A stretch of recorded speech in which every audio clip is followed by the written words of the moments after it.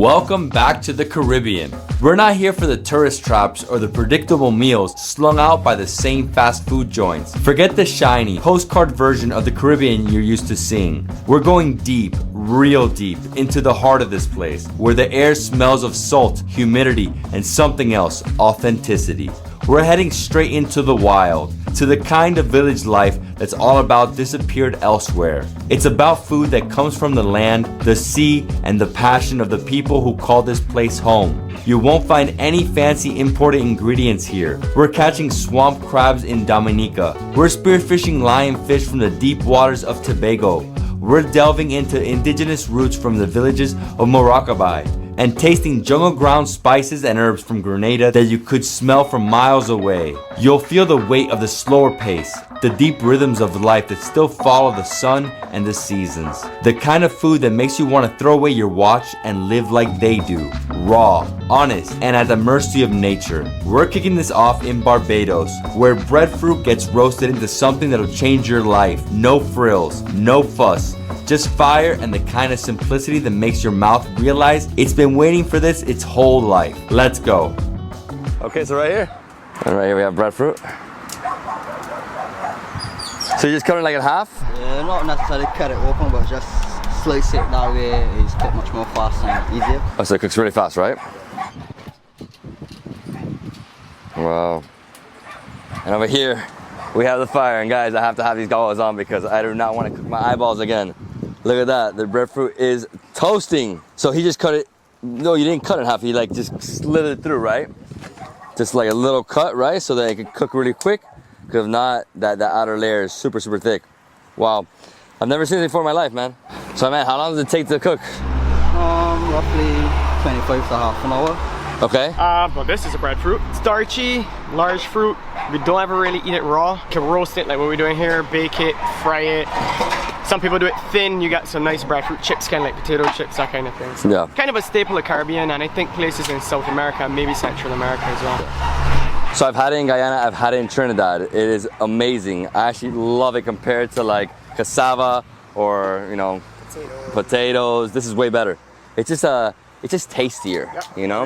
And I've never had it like this. So they roast it, then they let it, so it's 30 minutes here, and let it cool down. After this, they're gonna build it, right? So they're gonna open it up, and they're gonna fill it up with like some condiments, right? It's a bunch of stuff. Awesome, he has so many here. He has like 20 more to go, and he's adding more wood to that fire. Look at this fire. So how do you know when it's ready, or you're just like, you're timing it in your head? Well, mostly it's like, it's got the shell, the outer green there. It's got hard, and the process is turned pretty much the color it is right here. So it's like give a certain texture. Then it's ready, obviously. Got it. Well, dude, put your goggles on, man. Sometimes the goggles and my goggles I know. Yours, so dude, these are firefighter ones, man. Actually get on the. Oh, that's the worst. Yeah, really I bought these because I couldn't take the smoke anymore. The whole thing like that? Pretty much. So he's adding this huge piece of wood to get that fire going. Wow. So here he's cutting some wood. Just keep adding to the fire, right? Same thing, just keep doing the same thing over and over. Just keep adding more wood to the fire. Whoa, it's a lot of wood. So how does this work? Well, it's very easy, right? So he starts a fire, it's lots of amber on the bottom, right? Super, super hot. He adds a pallet of wood, then he adds all the breadfruit. 30 minutes later, the outside is very charred, then he takes it off, he lets it sit here. From here, it goes inside. They like take it out, right? Take out the meat, the inside, and then they build it, right? Good? Oh my God, I'm melting. Guys, look at the fire. Oh, it's so hot. As you can see, the wooden pallet has melted. It is burnt to a crisp, it's fallen, and now all the breadfruit is falling as well. And you can see, they're becoming very charred on one side. Eventually, he's gonna flip it, right? You're gonna turn them over so they cook. They completely cook, right? Look at this roast. Wow, just popping. Everything's popping in here. It's so hot. Oh wow, see that? I'm gonna follow you. All right, let's go.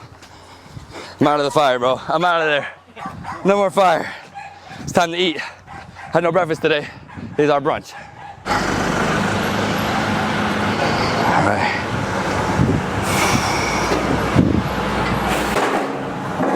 So Kim, what are we doing? So we're gonna take your breadfruit inside and we're gonna prep it and fill it with some deliciousness. Let's go. Hi guys, this is David. Hey, how you doing? Alright, so this is our garlic work. Wow, look at that, it's still steaming. Yeah. So this is why we're yellow meat, because the flesh inside is nice and yellow. And this is this type of breadfruit? Got it. So what we do, just take out the heart, because this is the part that you can't eat. So we cannot eat the heart. No, you can't eat the heart. So you're gonna put some butter on top, and then after that, then you have your fillings. Let's go. Okay, some butter on top. Here we liquefy our butter. We have mellow cream, which is a salted butter, and then this one is just plain regular butter.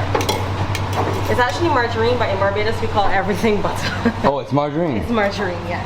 Okay. And the mellow cream, this is a traditional way to eat roast breadfruit in Barbados. Mellow cream and roast breadfruit are best friends. So you're gonna put this one? Yeah, I'm gonna put this one. So I'm gonna just put that on. Just another scoop.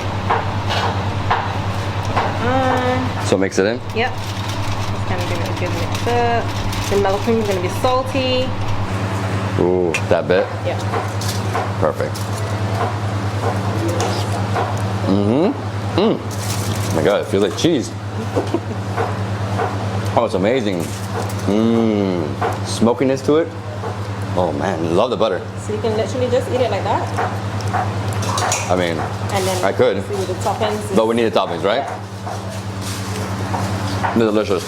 And really filling. It is. It's a belly full. It's a belly full. So it's pickled saltfish with cucumbers, tomatoes, sweet peppers, lime juice. It reminds me of like a ceviche. Kind of like a ceviche, yeah. Perfect. So you're gonna put it on top? Ready. It's amazing. Okay, that's it? Yeah.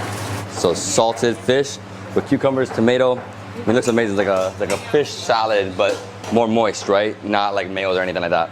Go ahead. She need to get cheese. All right, guys. It's time to feast, guys. Bonjour, right? So salted fish, like basically salad, mixed with this incredible breadfruit. Wow. It's so refreshing, crunchy. It's amazing. He's been talking about it for days. He's like, you have to eat this. Oh, the mix, the butter, the breadfruit, and this. It's refreshing. It's filling. Wow. That butter, unreal. So it reminds me like how, you know, people have poke bowls in the States. Yep. Similar concept, right? But very different. So what are you getting? Probably smoked herring and the pickled pigtail. Smoked herring? Yeah. The only reason I didn't do the pigtails because there's a little bit of bones in it, you know? It's the only thing. You'll be slobbering all over. Super hard. I'm gonna destroy this. I have not eaten breakfast. This is how I break my fast. The smokiness is so good. Wow. It's like so tropical, right? Look at that. Monster. Oh, you gotta be careful.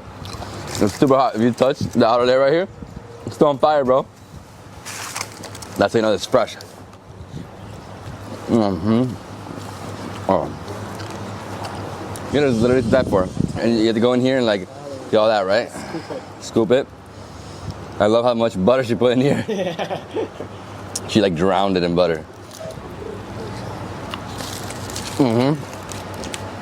Amazing breakfast. Yellow meat. The reason it's called yellow is because the yellow meat of the breadfruit, right? What'd you get? This is the pigtail. I mean, I love it. Super, super colorful. My belly's full, but I'm trying everything. Bayesian style. Oh man, look at that. It's beautiful. Butter. Incredible. Pigtail good? The butter is outstanding. Smoked herring. Oh, dude, it looks amazing. It almost looks like a barbecue thing.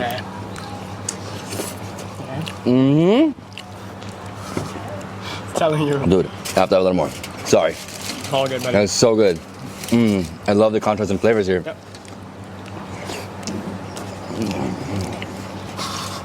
I love herring.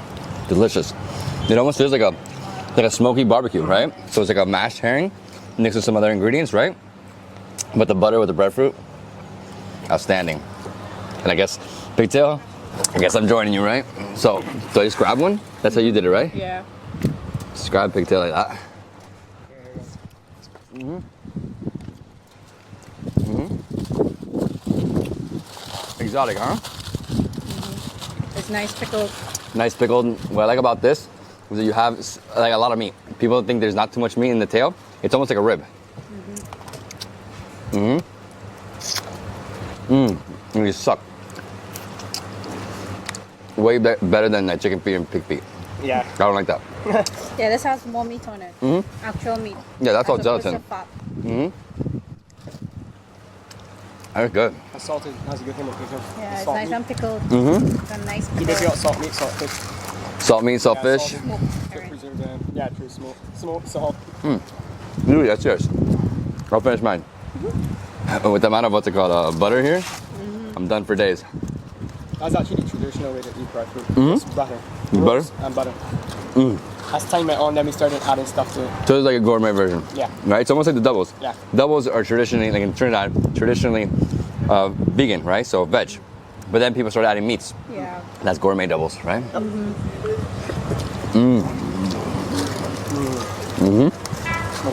I'm so full. Yeah, smoked herring. I think the smoked herring is the best, actually. Yeah, we love it. So we have these in two different sizes. So you have a mini bowl Okay. for people who can't eat as much. And so the mini bowls range between $15 to about $19. And then you have the regular size bowls, which is what you have here, and those range from about $18 to about $26. And then we actually have mega bowls. So you have bowls bigger than this. Wow. And you can either have that as a combo bowl with two toppings, any two toppings of your choice if you can't decide which one you want to have. And then we have a mega bowl, like I said, which is one big bowl, and then you can have either double topping on that, or once again, combination of any two. Bajan dollars, you cut them in half, and that's USD right Yeah, there, yeah. right? Awesome. I mean, I'm full, but she still has some jerk. I might try a little piece. Jerk chicken. I love it. And you know the best part about jerk chicken, obviously, the best place on earth is Jamaica. That's where it was like born. But each of these islands does it differently. And it's the spices, right? The spices they put on the chicken. Oh, I'm full. It's a belly full, I mean. It is a belly full. This is your lunch for the rest of the day. You'll be Yeah. good until like dinner. Like you're I might take a break till tomorrow. And we're going to be going to the Obaso Drum School, and we're going to be making an iconic Garifuna dish that's called kudut. So that's our plan for right now. Perfect. Kudut. Let's go right here. Hello. How you guys doing? All right, guys. This is Kim. This is Bobby. This is David. This is Nathan. love your hair, by the way. Thanks. Your hair is awesome. Nathan is the producer. David, you know. They were the ones when I messaged them. They're like, we watch them on YouTube. No way. Yes, man. Every time, man. No way. Yeah, man. Oh, you're too kind. Serious thing, man. Panama, Barbados. So what is this? This is a grater. Or what? This is what we do for cassava bread or grating the coconut to make the oil. It's been raining for over 125 years. This is 125 years old. Yes. 125 years old or more. Or more, yeah. So each rock has to be made itself. Yes. Yes, you gotta tap it, break it to the size, and then tap it in. To make a sharp point that will create. And Bobby, what do they call this in the Garifuna language? Eggy. Eggy. Eggy. This is eggy. This is the gratin. So green plantain. Two per person. Now only three are we after all. Let's start with the plantain because the plantain it usually depends on the texture of the plantain. You can know if it's hard or it's soft. So with this one, it usually take about 20 minutes because the plantain is actually soft. So this will take about 25 to 20 minutes to boil. Just take the skin off.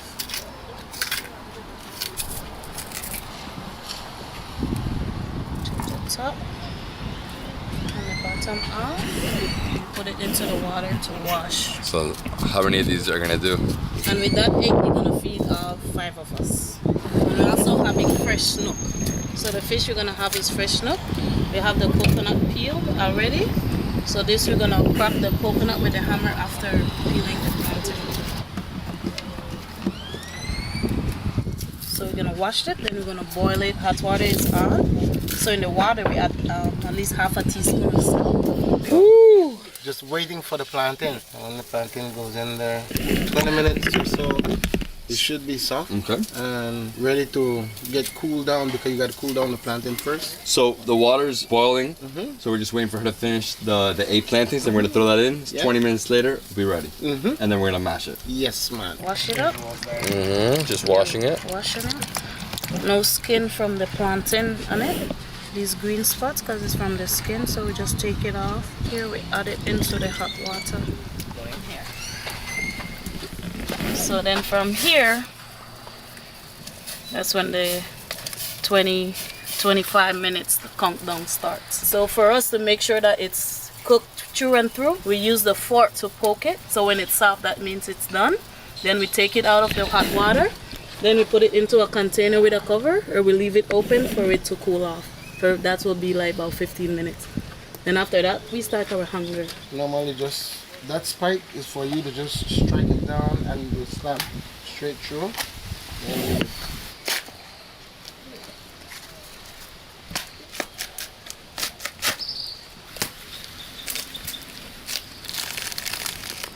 Wow. That's the husk, right? Yep. So this is what we cook with. It's funny, I've never seen that. Has a little face on it. Yeah, right? It looks like the Moana coconuts. East coast of Africa and then crossed over to West Africa and then came over to the Caribbean. Just sideways. Then it's, they're tearing it off. Yeah. Sideways. So I'm husking it. Yeah. This is like a life jacket for this thing. Ándale. Ahí estamos. Yeah. Listo. So here it is. I did Same it. thing. You did it. Slip it on the Same thing. side. And then I gotta like break it again, right? Yeah, the same thing. Same procedure. Same area? Yeah, same procedure. Then you twist again, the same thing. Yeah.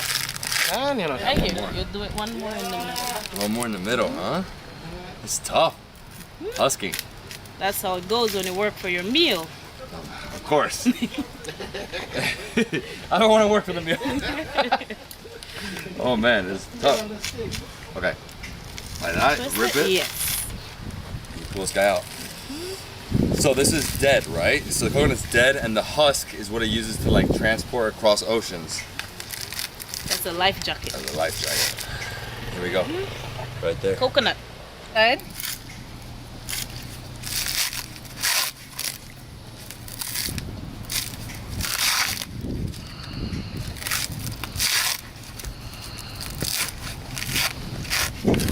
And that is how you husk a coconut. Voila! That's so quick. Shame, David, shame. So this we're gonna pound the green and the red plantain together.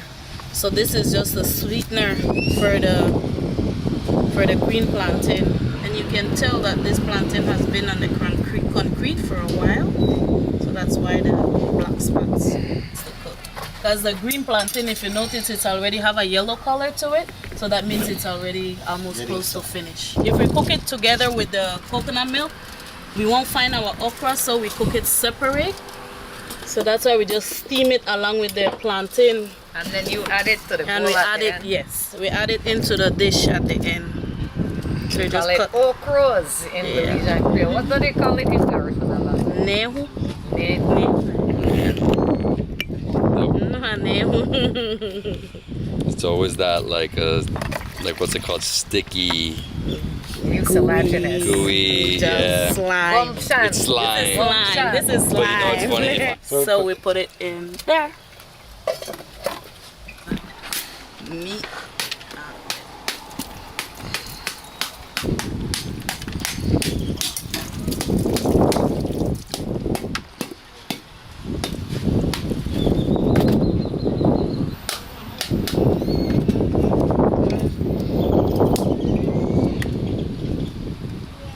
That's some good flesh. That's perfect for grating. She's gonna cut a spoon. Nice. Right. Just to scoop it. Right here?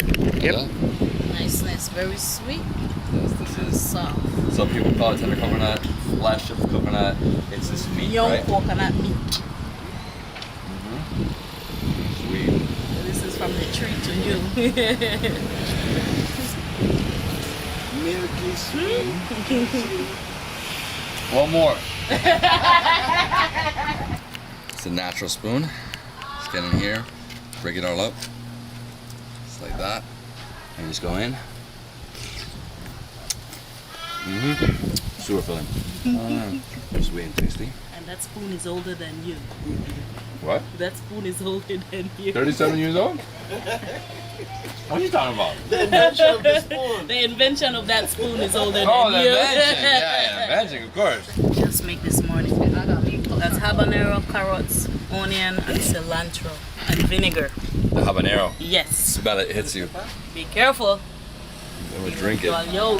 No, you can't drink this. This is too much. No. This is too potent. Dude, it's No, like no, no habanero. pickles. Oh, habanero. Oh. He's done. This is how they look when it's done. It's got a nice bright yellow color and it's soft. So we still have to wait until it's all cool so that we could beat it in the hana. Now we're gonna leave this to cool off for about 15 to 20 minutes. After it's cool off, then we're gonna pound. But in the meantime, we're gonna grate some coconut so we can make the milk. Yeah, make some la susu. La susu.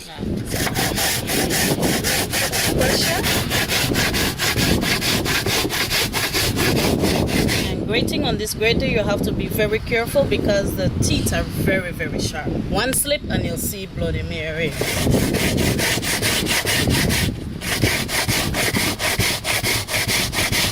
Coconuts came from when they came to the Caribbean. They've actually traced the genetic history of coconuts.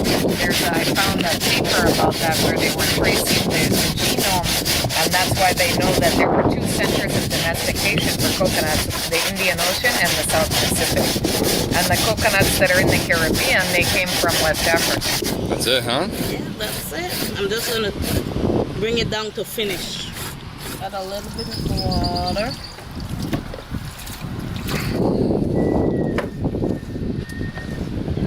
So what is a snook? The snook is a mid-water feeder. It feeds on live bait, sardines, fries, and so. So you normally catch them trolling. Yeah, I can tell it's a barracuda-looking fish because it's like more like a fish steak. The same white meat.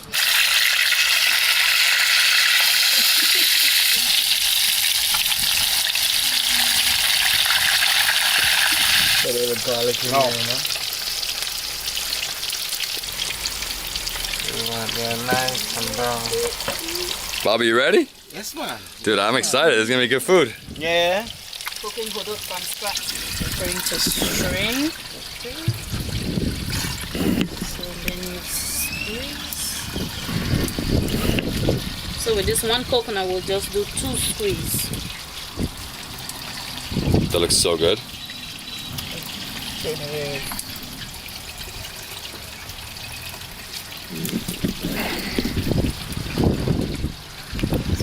First squeeze.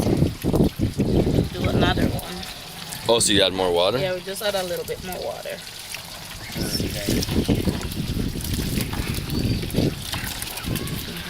Pour it in here.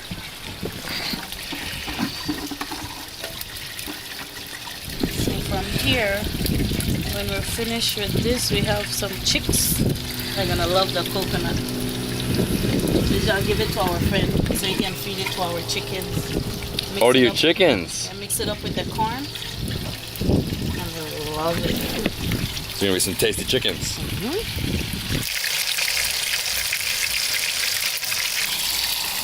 Over.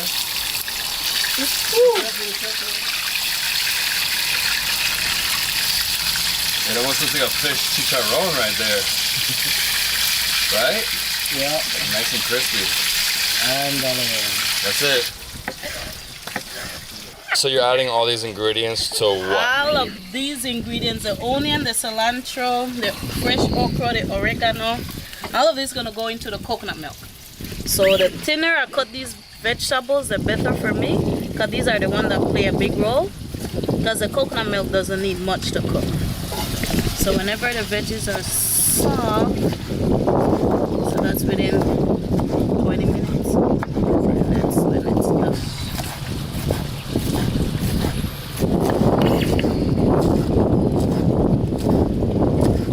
so now we're gonna put the veggies into the coconut milk. When this veggies is soft and cooked, the fish will accommodate the veggies in the coconut milk. So the idea about making the milk creamy is to keep it moving. You gotta keep it stirring, keep it moving so it doesn't get cuddly. You don't want to make coconut oil, because when you leave it to sit, that's when it start going towards coconut oil. Put in the okra into the lasus, into the gravy, into the coconut milk. You didn't want to put it in there because you want all to fall in pieces. And these in for pounding. Now this is for the hodo part. Now we're gonna start slow because I don't want to spill our shit.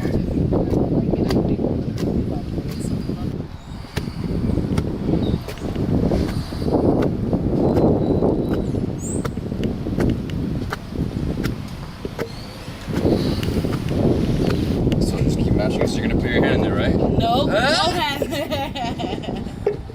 No hand. That's good.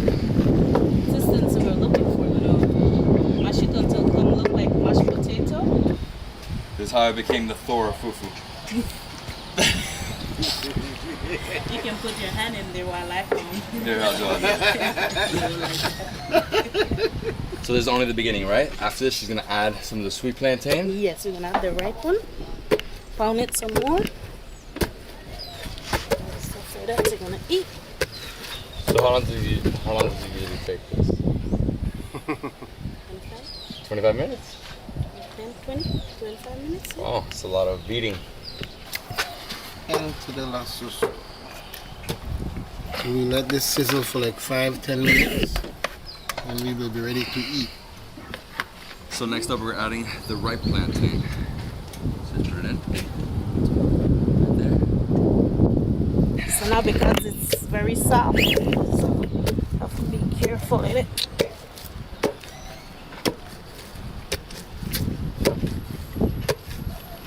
So in 2021, I traveled West Africa. I went to Ghana, and I saw this every day. It was actually more intense because you have like 50 women going into one thing. Like, This is just one. yeah, I know. This is different. And there. That's it? Yeah.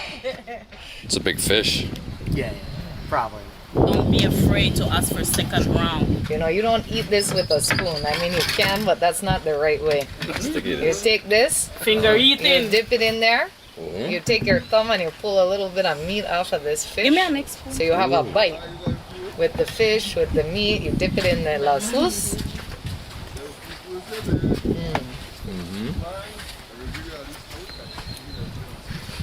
I love the combination. Everything is fresh. It's a little sweet, a little fishy. Love coconut. Oh, and the okra too. Bite in here. Niceness. What a dish. So good, right? This is one of my favorite dishes in our country, is hudo. And it doesn't matter what your culture is, everybody in Belize appreciates a nice hudo. No, I love how you can just get, I guess this is just smashed plantains. You just drench it or just let it soak up that coconut. All right, just like that. Dip it in there. Dip it in your la sauce. On the fish. Fingers are made before forks. There's also a lot of enzymes in the fingertips to help break down food. And then, of course, I'm gonna throw some pepper. we have our pepper option. What they call onion sauce in Belize, but of course this is full of habanero. Uh-oh. Got vinegar to help cut a little bit of the richness. Maybe a little bit here. I'll take a tiny bit. We're just gonna put a little spicy vinegar on there, and it's gonna make a huge difference in the flavor. It's a really nice complement. I'll tell you, this is like happy food. Comfort. Happy hunger. It's the best dish I've tried in the country. Meti. Semete. Semeti. Semete hudo. I love the coconut. It's like a nice coconut soup. Hudo from scratch to finish. So how did you learn how to do this? Your mother, I'm sure. Right? Grandmother. Grandmother. Peppa get you? Peppa read you? Wali L.I.E. Ali L.I.E. Learning your language.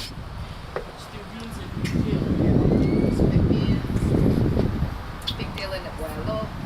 There's so much food you guys haven't hit up yet. So.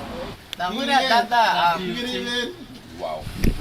Coconut, man. I love coconut. And it's what makes Belizean food Belizean, you know? Like how we stand out, because in Mexico and Guatemala they don't use coconut, except if you go to a Garifuna village on the Caribbean coast of Guatemala. That's the only Otherwise, time they use. they don't use coconut. So I've been to Livingston. I've been to Flores. Which has, Right. Livingston has a Garifuna culture. A lot of people in Belize here are Garifuna. They might have relatives over, we say across the Bay of Honduras in Livingston. Across the Bay of Honduras. Yeah, well then you got these old fishermen back in their young days. They had a wife over there and a wife over there. Yeah. That for me, Pa. Your pa did that? Yes. Yeah. Your pa had a wife over there and a wife here. Cheers, ma'am. Cheers, cheers. Thanks so much. Cheers. All right, the whole Niceness. thing. The whole thing. That was a massive fish. Man, you killed it. Killed it. I think he wins that way down filming. It was good. It was good. This was the best. Congratulations. This dish is, Best food in Belize so far, right? I'll tell you, it blew away every other dish. Because you can't beat it when you make the coconut milk from scratch. Plus the fresh fish. Fresh fish, fresh Pounded the herbs. plantains. I mean, I everything remember- is local. You Organic. remember what I told you, David, that in Belize we say when you cook on a wood-burning fire hearth, you're going to get the best food. Well, you see? The best food. Fire heart. Yes. Cook with First time I hear this. 100% Fire love. hearth. That's the oven and everything in one. All in one. All in one. All in one. Amazing.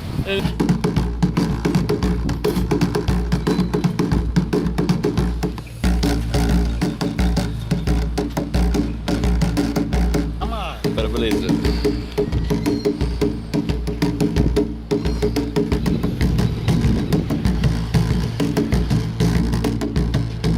Bobby, Sereme. Sereme, my brother. Sereme. That's Sereme. how you say thank you. Sereme. Sereme. Thank you so much. What's up, man? How you doing? Gary, I'm doing great this morning. you're our guide for the next 2 days. Yes, and I will show you around, and the first item on the list would be the processing of the cassava, making cassava bread, casarip, and as you mentioned, Tuma pot in this direction. So it's this way? This way. All right, guys, so this is it. I love it. We're the only people here. It's amazing, right? So indigenous village, and here we go, cassava. So to begin with, obviously bringing the cassava from the farms. It's in this form here. And now she is actually taking the skin off of the cassava. It's a tuber. So she's scraping the skin off. So this is the scraping process, getting the skin off of the tuber. Very skillful. And the indigenous way of life, she's the adult, and you can see here, she has a very young one training very early. So the culture would not be lost. It's a pretty sharp knife for her, huh? Grating activity, we have to get the cassava clean. So using a brush with water, clean water, we wash the cassava. And now we're taking it to this wooden container here. In the Arawak language, the people call it adisa. Adisa. So this is the grater with this very beautiful young woman here. She's grating the cassava, making it fine. She also is very skillful at this technique, doing it from since she was a child. I'm gonna try to grate it, right? Not so bad. I mean, if I do it all day, definitely gain some muscle here, right? Wow. And this here, she's using this piece of material or equipment, and it's called a matapi. A matapi. Yeah, it's a matapi, and it would be extracting the juice from the cassava. And there she presses the matapi down to shorten it, and she's filling it up. And the extraction of this juice using this matapi is done in a contracting technique. Oh yeah, so it's... She hangs the matapi up, and there the matapi contracts and squeeze the substance inside grated cassava. In order to get more contraction, she's gonna add some weight through the loop, pushing the stick through. And there she sits on the stick. She sits on the stick. Yeah. You're amazing.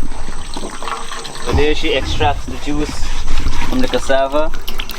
And there you see the matapi gets very fine. So they want me to sit on it. Let's see. I don't want to break it though. Don't Oh, look how it comes out. Wow. So the process is very simple, right? So they take off the skin of the cassava, they clean it, then they grate it. From there they put it into this to extract all those juices. Now, why do they extract the juices? Okay, so this is a matapi first of all. So they extract the juices because we're using the bitter cassava, so it has cyanide in it. So you extract all of the juices and it's left with the grated cassava there. It's not fully dried, but it's almost, and this is what you use to make the cassava bread. The extracted juices is what you use to make like the cashew or the kada, to make the tuma and the pepper pot. And if you guys haven't had pepper pot, you haven't been to Guyana. Okay, so now she's gonna remove it. So there she will be taking it out from the matapi. Okay, she's gonna take it out.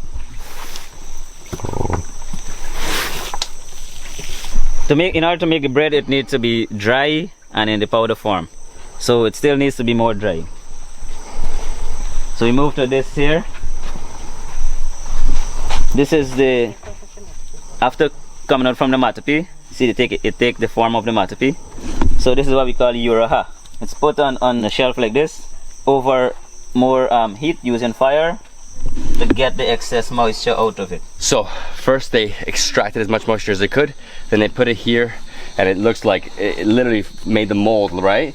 And they put a little bit of fire under it, so that gets rid of the moisture. So basically vaporizing it out, right? Yes. Getting rid of all the moisture. And once that's done, now we make the bread? No, no. Since that is grated, yeah, so we have some slight large particles, so we have to use a sieve to sift it out. Okay. Right, so we want the flour to be in a more consistent form or together. And there she's using the sieve, and it's called a sifter. It's traditionally made. It's basically like a filter. Yeah. It's like a sieve. It's a sieve. A sieve? It's a sieve, an indigenous sieve. So it gets all of the lumps out of it. That's what it does. So it's not grainy when you bake it. Even notice like this, you know, the middle of the cassava tuber, you have the bone. So this process gets rid of all that. Feels like Parmesan cheese. Yes, it really does. It does. The tawa, guys, right here. Ready? And there she brings the flour and spreads it, making it the shape of the tawa. Using her hand, she spreads it gently. The tawa has to be preheated, if not, the flour would not stick together. Compressing and make the cassava bread too hard. Yeah, because it'll be too tight. You just have to wait a couple of minutes, maybe 1 or 2, in order for the cassava to glue itself together before flipping it over on the pan to bake both sides. After waiting a minute or 2, she is ready to flip the cassava so that both the other side could also be cooked. There we have a guest going to make a try.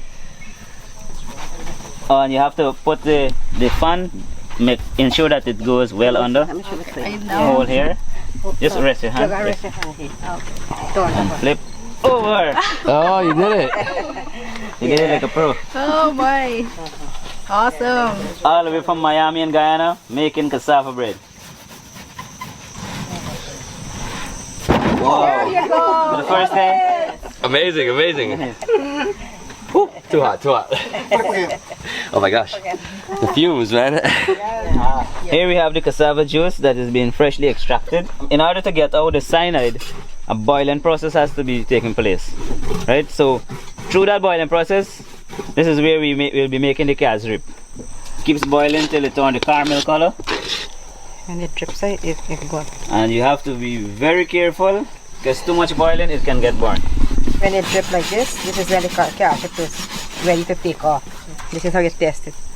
What do you call this? So this is a start for mother. Sorry, go ahead. She is now spreading cassava there to make small cassava bread, and she will be making something called quinches. It's like salara. There she have coconut colored and sweetened, and she's putting it on the cassava bread. It's like salara, so the coconut would be in the cassava. There she now folds it in order to secure the coconut inside, making the form of a semicircle. Basically, this is cassava coconut tacos. I mean, just the way she did it, right? Kind of. It's the mold. Oh, put the fire. Ready? And then sides. Oh, I can't wait to try this. You're learning, it's a demonstration. Scrape them off? Same extracted juice from the cassava using the matapi. As I mentioned earlier, we make casrip. But in case you don't want to make casrip, or you make casrip and want to save back some to make a tuma pot, you put some in a pot. And as was mentioned before again, boiling process eliminates the cyanide. We add a lot of pepper, and this is the wiri pepper. To give it some flavor, we add a different type of seasoning, salt, to give it a taste. With this juice here, you can either add any fish or meat, even chicken if you want. But we like it best with the local fish. Imiri especially, and the lokanani. In most cases, this here just be going with the cassava bread. Oh, she's going to add the fish. The smoke. Smoked imiri. Okay, so I'll put it myself too. Ooh. See, David here is making his own lunch. I'm making tuma. Yeah. Tuma pot. Tuma pot, and we added some fish. Tuma. Tuma. Tuma. The pot is what It's cooked in. Yeah, of course. Well, he said tuma pot. I said tuma. So why you say pepper pot? Oh, yeah. So they're doing 2 different fishes on the tuma, right? One of them was smoked, the other one's like almost cooked, but it finishes being cooked inside the pot, right? I love the sweetness inside. Coconut. Nice crunch. Love it. Toasty. Yeah. I gotta have like 10 of these. You could have this with coffee, right? Lovely. It's still so warm. Oh, so fresh. More. Where are they? My friends, thank you so much. Thank you. Thank you. Amazing. You don't stop. Alright guys, so that's it for the making of the cassava bread, the tuma. Now we're going to have some tuma for lunch. And of course, cassarip. Yeah, tuma with casrip and the cassava bread, and well, we'll be going with some locally made pine drink as well. Oh, amazing. Okay, let's go. Lunchtime. The ubadi ecolodge, it got its name ubadi from this ubadi tree standing right next to the left here. This tree is what the resort is named after, the ubadi tree. Ubadi tree, massive tree. It reminds me of like a banyan tree. Huge tree. I get some fresh ones. So what is this? Kukrit. I told you that when we go into the forest, luckily this one is nearby, but sometimes we be going like way into the forest to get it. And it's a fruit that the monkey loves a lot. So if they see us picking, they will jump on the branches and start shaking and try to scare us away. Careful. Oh my gosh. These are kukrits. Now there we have the cap. Looks like coconut in a way. And you peel the skin. After peeling the skin, you scrape the seed, the flesh off the seed. Got it. I guess my turn, right? So you have to peel it, guys. And then you peel it. You can use your teeth or your fingers. And this is really nutty. And now you got the flesh, right? Not that much though. It's a big seed in there. Yeah. So yeah, you have to eat like the whole bowl to satisfy your needs. Yeah, for sure. It's a little sweet. That's good. And then when we're done, you just throw it? Yeah, it's okay. It's like, it's okay, because it's biodegradable. Very nice. Well, I'll tell you, those little, what are they called, quinches? That just like opened up my appetite. Good. So, oh, I can't wait. Wow, what a long morning, huh? So it's time to eat. Yes. Yeah. So we have the 2 tumas. We have 2 different cassava breads. One's hard, one's soft. I like the softer one. Look at this, just breaks. Yes. Well, it's hard, but once you soak it in the tuma, it gets soft. So we'll soak it. Try that. Yeah, look how it absorbs it. So I'm having the hard one. Mine's soft. It absorbs really quick. Okay, here we go. Extremely soft. Yeah. Oh wow, the cassava juice. It's a little spicy. So first of all, we're having 2 different kinds of tuma. So this one here is made using the smoked imiri. And this one is the fresh imiri. You can taste the smokiness in the juice. So this is smoked about 80%. So it's put into the tuma. It's pretty much cooked when it's in there. Just grab it like this. Yeah. Very nice. I like it. You taste the smokiness. Smoky. Very nice. Feels a little buttery too. I love the skin. The skin, like I always just go like this, Yeah. guys. Like Best part. the best part. Best part of the smoked fish is the skin. Oh wow. So what do you think about the cassava water? The Tuma flavors. It feels good. Got some bones. Right Now, there. this is what you gotta do. You gotta crush this pepper up, get the seed into the broth like this, Okay. and then you're gonna get the flavor. So crush Yeah. the And then take a bit of this fish. okay, a little bit of the fish. Oh man. Ah. Oh wow. See? Oh, I love it. Perfect.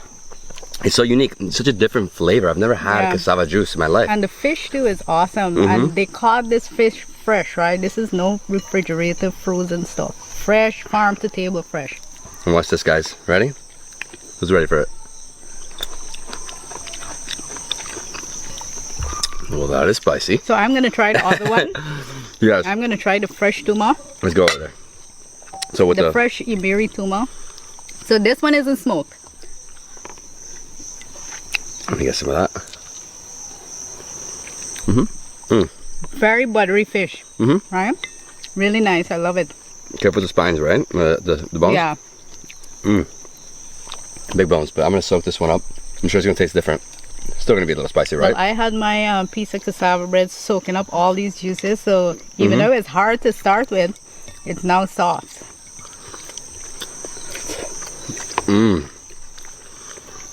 Oh wow, this is incredible. This is good. The flavor is definitely different, even though it's the same fish. Obviously, this one is more smoky. This one is more buttery. Of course. I like the smokiness. Yeah. I can't choose. I love both. So you pick this guy up, look at this beautiful fish. Just open it. Just watch out for bones.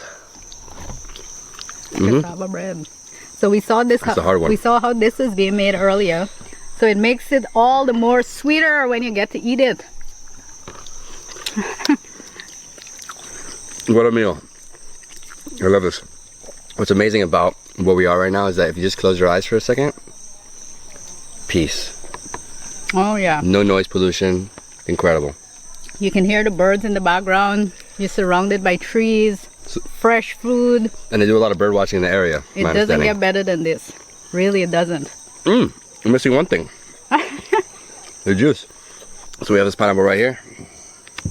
Grown right here in Maracaibo. Look at that. Massive pineapple. Man, that thing looks so juicy. Cheers. Oh wow. So fresh. Very refreshing, not too sweet. Not too sweet. Yeah, perfect. That's when you know it's fake. This is the breadfruit, hard part. So what we do, cut it open. Yes.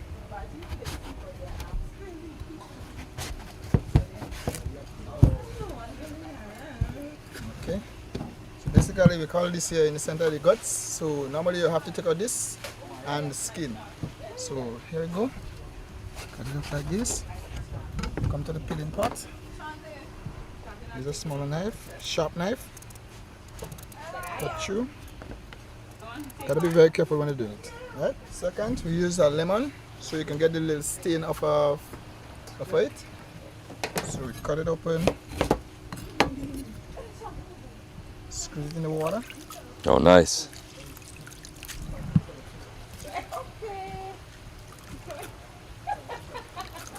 Yeah, continue with the others. So lots of breadfruit. Yeah.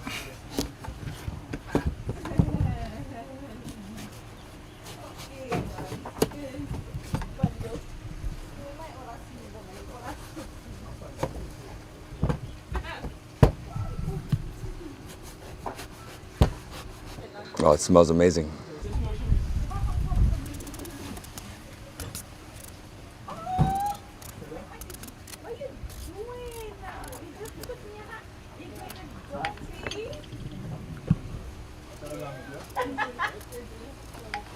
So this now you basically take out the stain off of it. Stain and the little milk. our green banana.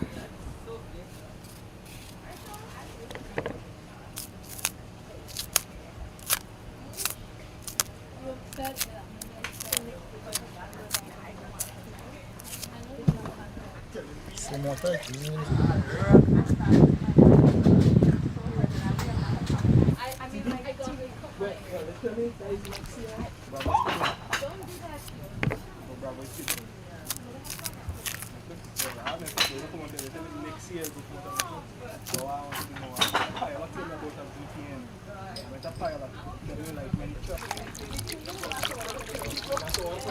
Right, so now we have completed provision, which is the fig and the breadfruit.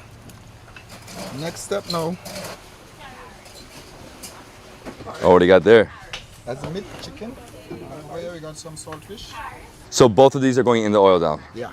After we don't kill it, we place it into the pot, right? Step by step.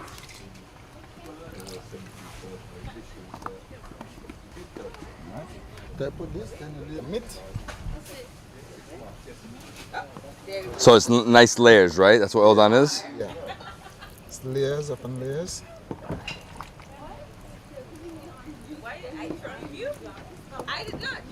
So what'd you put on this chicken? Is it a curry? That's a mix seasoning of onions, pepper, black pepper, salt, Cajun, paprika, a little curry, a little turmeric. Blend all together and marinate. That smells great. Love the smell coming out of there. Oh, there was like a queen ant on there. Oh, that was like a whole colony dead. No, after watching Ant-Man, I'll never kill an ant. Alright, sorry guys. Sorry about that, guys. They're just on the ground now. Getting a little bit of an ant problem. Yeah, right? For them, that's like dropping like 10,000 feet. We don't know why.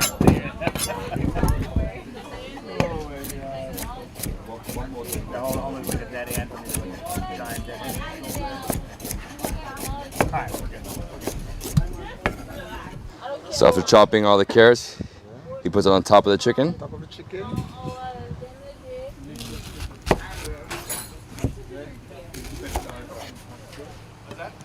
It's good, but it's not great.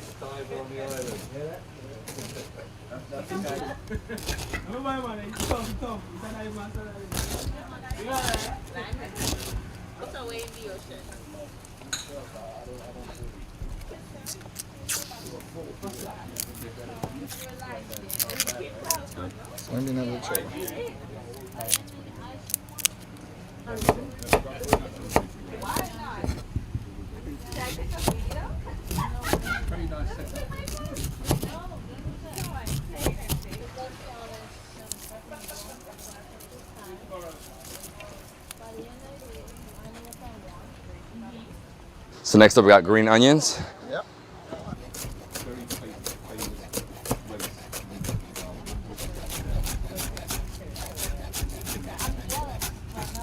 Small time. Yeah. So right now,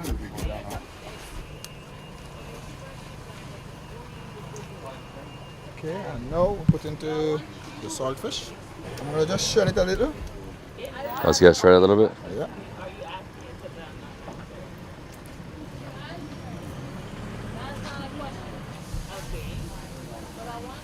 This is gonna be very tasty, huh? Yep.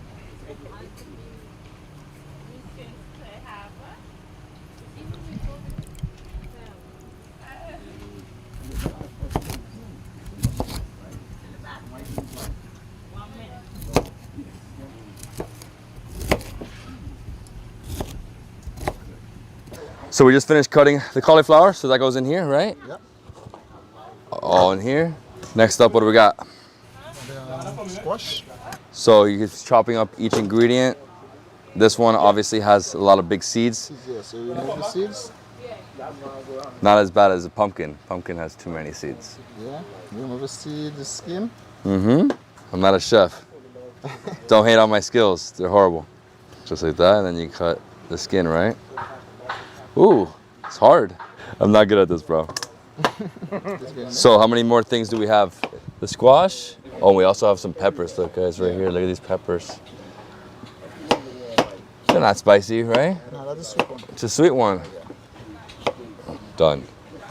It's a long process, huh? I mean, especially if it's just one person. If it's two people, it's quicker. Yeah, it's quicker. So, yeah. The pepper, you could just cut it up in big chunks, small chunks, and you like it. Yeah, I mean, these are like small sweet peppers. It reminds me of green and red peppers. Yeah. Right?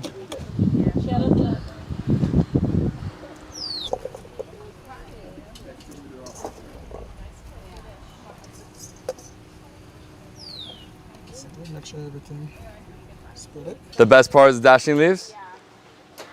Okay, let's see.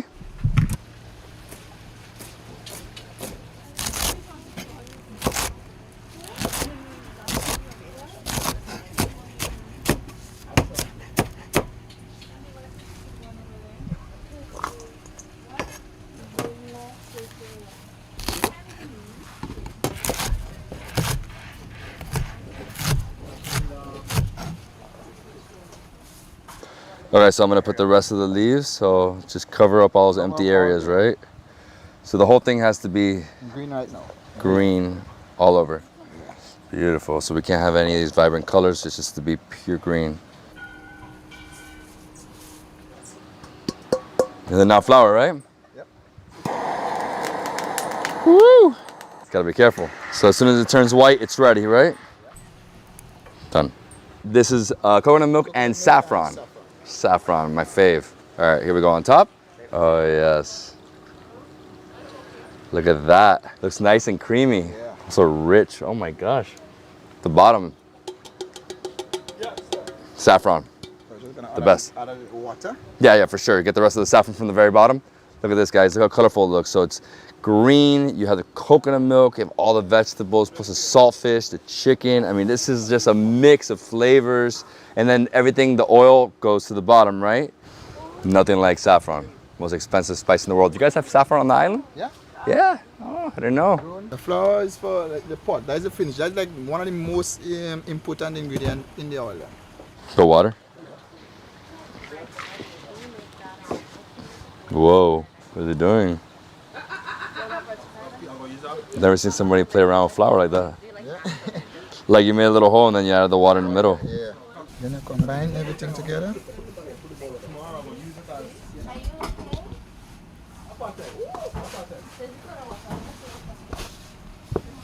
So you're sticking that flour up with some water. So is that one massive dumpling? Is that what it is? Oh. I'm joking. Like 20, 25, 30, depending on the size. Yeah.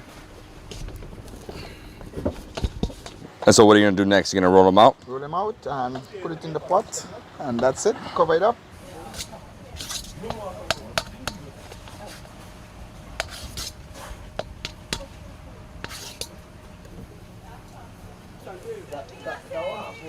Now this reminds me of Metem G in Guyana.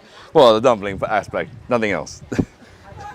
It's amazing though, because once you visit all the nations around here, you see all the influences. Yeah.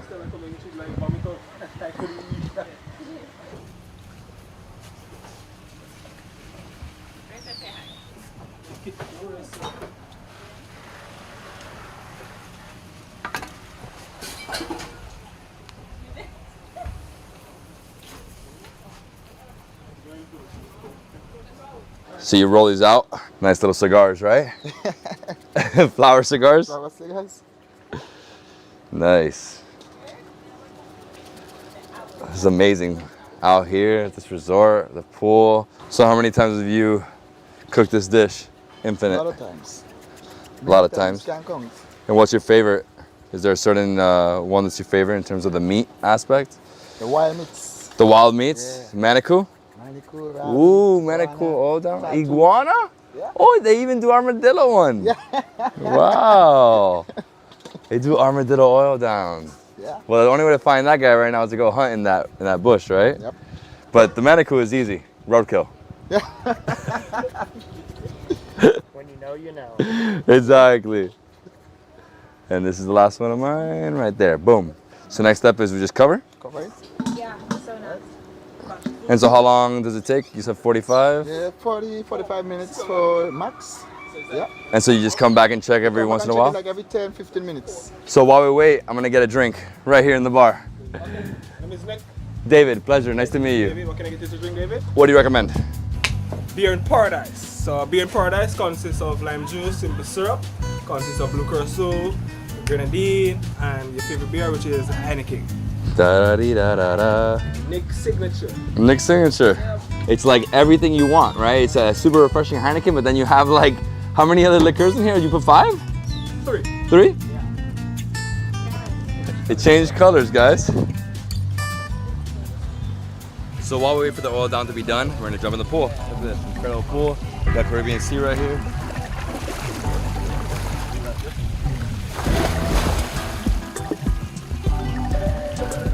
Oh, amazing. All right, so I think the oil down's ready. Let's go. The oil down's ready. This is incredible.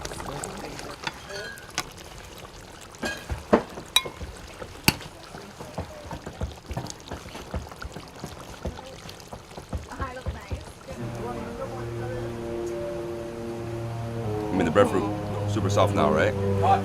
Wow. Yeah, you know, you got it. Mm-hmm. Really hot. Oh, I love everything in here. But I think for this chicken, you have to get it.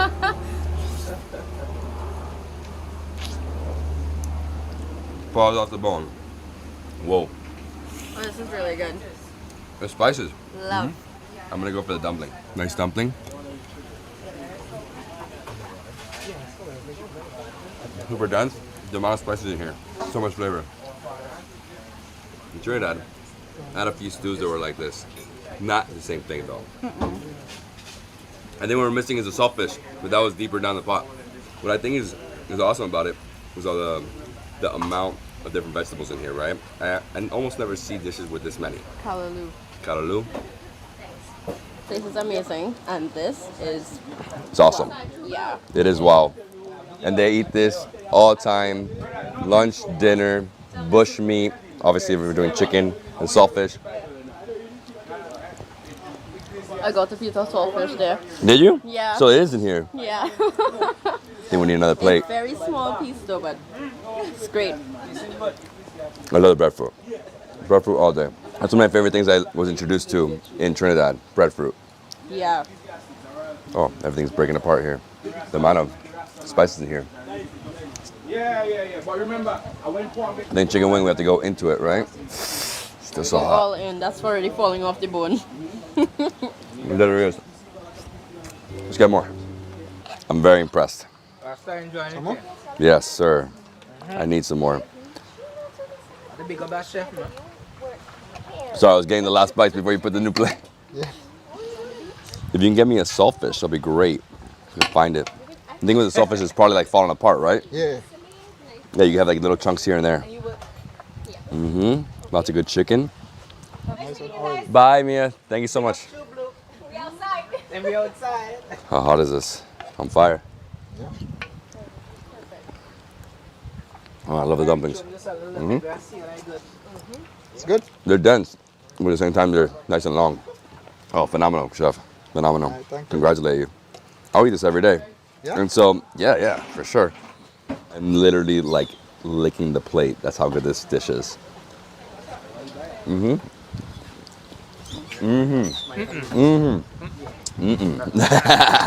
No, so I think what would be great is adding either some rice to get all that like gravy, or like a naan.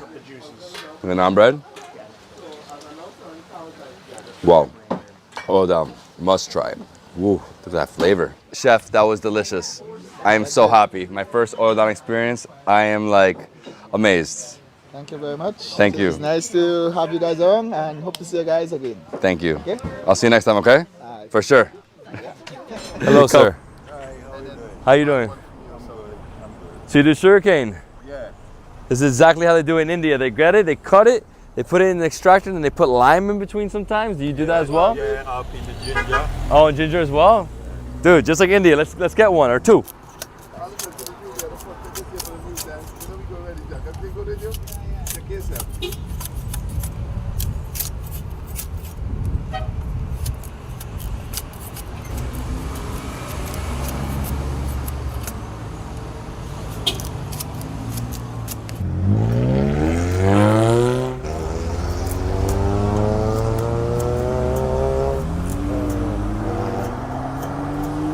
He cleaned that up nice. Yeah. Big up.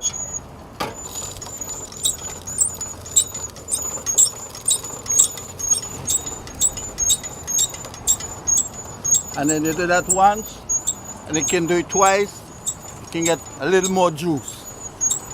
If you like, take it back. And you bend it. Bend it too. As you can see this sugarcane coming out, the juice coming from the bottom. That's good. What's your name? Juicy. Juicy? Yeah, the original. You want to bottle it? Yes, sir. He's filling up a bottle right here. So I haven't seen this. Like I've seen this big extractor, even bigger than this. Yeah. But never this where you just, it's like a tap. And this is pure sugarcane? Nothing added? No ginger? No? No. Nothing? As I said, I did it a while ago. I'm gonna try it right here. It's 10 easy. 10 EC? Perfect. Guarapo.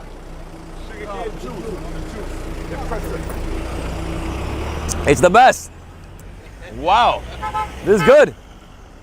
This and coconut water. What I love about this is that it's natural sugars and it cleans your system. You have one of these in the sun, you're perfect. Yeah, that's true. Yeah, I'd rather have this over any alcohol, no beer, nothing, just sugarcane juice. Bro, I close my eyes and I feel like I'm in Delhi right now. Here, hold on.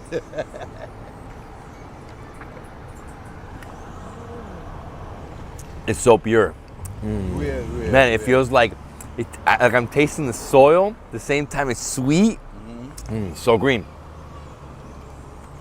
Okay. You know what's cool also? Right here we have a tamarind tree. Look, tamarind. Oh wow, I've never seen one. You never seen it?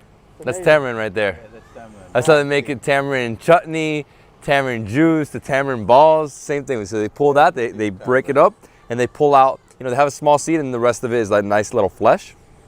Oh, but this is amazing, bro. Yeah, so I was telling him that it's not cold enough, but he's like, yeah, but that's why I put it in here, so people get it cold. So when you come here, instead of getting in, you know, doing it for you, extracting it, get one that's already frozen. Oh, ready, this is perfect. Ready to go. Hey, amazing, amazing. Thank you so much. 10 EC, so it's like, say $4, $3. So how long have you been selling sugarcane here? Since in July. I mean, since July? Oh, you haven't been doing it for years? No, July I started. So what did you do your whole life in terms of Farming. Farming? Yeah. So you're a farmer. I'm a farmer and I also do landscaping. And you do landscaping. And does the sugarcane come from your garden? Yes, most of them. Most of the time. Sometimes I don't have enough, so I have to buy. Yeah. So is the shortage right now, or is good? No, well, I have good in stock for right now, so I'm in good shape. And who stops here to buy? Tourists, locals? Tourists, local, people who knows the machine really. And can you tell me one thing that's unique? Unique, well, I mean, you can get everything local, natural, fresh, real organic.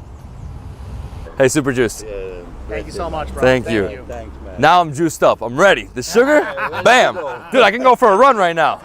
No, I was tired, but that like lifted me. That was good. It's good for the back. It's good for the back, if you know what I mean. This is amazing. Look at this straight bush.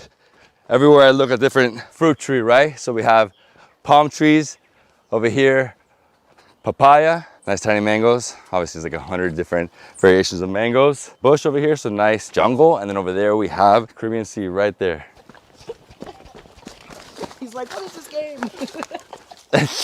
Hey, Renee, how you doing? I am great. I'm in one of my favorite places in Grenada. I have no complaints. So what are we doing today? What are you most excited about? Today we are, first of all, I'm mostly excited about Joachim's food. He makes vegan food just so delicious, and then the fact that we're doing it over an open fire with a waterfall as a backdrop, what more could you ask for? Today's gonna be great. Wow, look at that tree. Question, how long is this hike? This is actually one of the easier waterfall hikes. It's not that long at all, less than 30 minutes, and we'll be there. And right here, as you can see in this dirt, it reminds me of places I've seen like in Malawi, in South Africa, where it's super, super dry and the ground starts to split. Wow, it's incredible. Luckily, it's not raining today.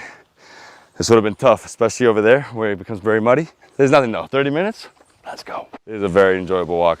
Right here we have Nice little stream, small little cascades, little waterfalls, and that's what brings in the breeze. Oh wow, look at that.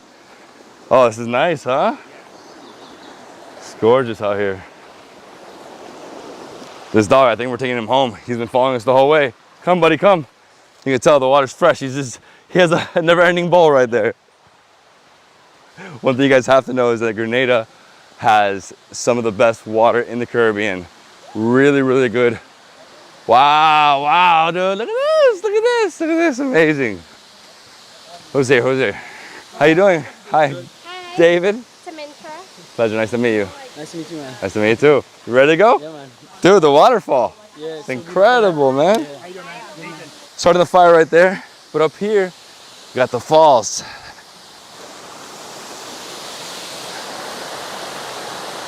Hello. Joaquin. Yeah, Joaquin, yeah. So what are you doing for us today? So today we're making a corn soup by the river. So what I'm doing here is prepping some onions. I have garlic, chive, scotch bonnet, seasoning peppers, celery. I have thyme. I have some pumpkin. I have green bananas that we're going to put into the soup. And we're going to put some sea moss gel as well, some roasted garlic, and some pureed yellow split peas. Yeah.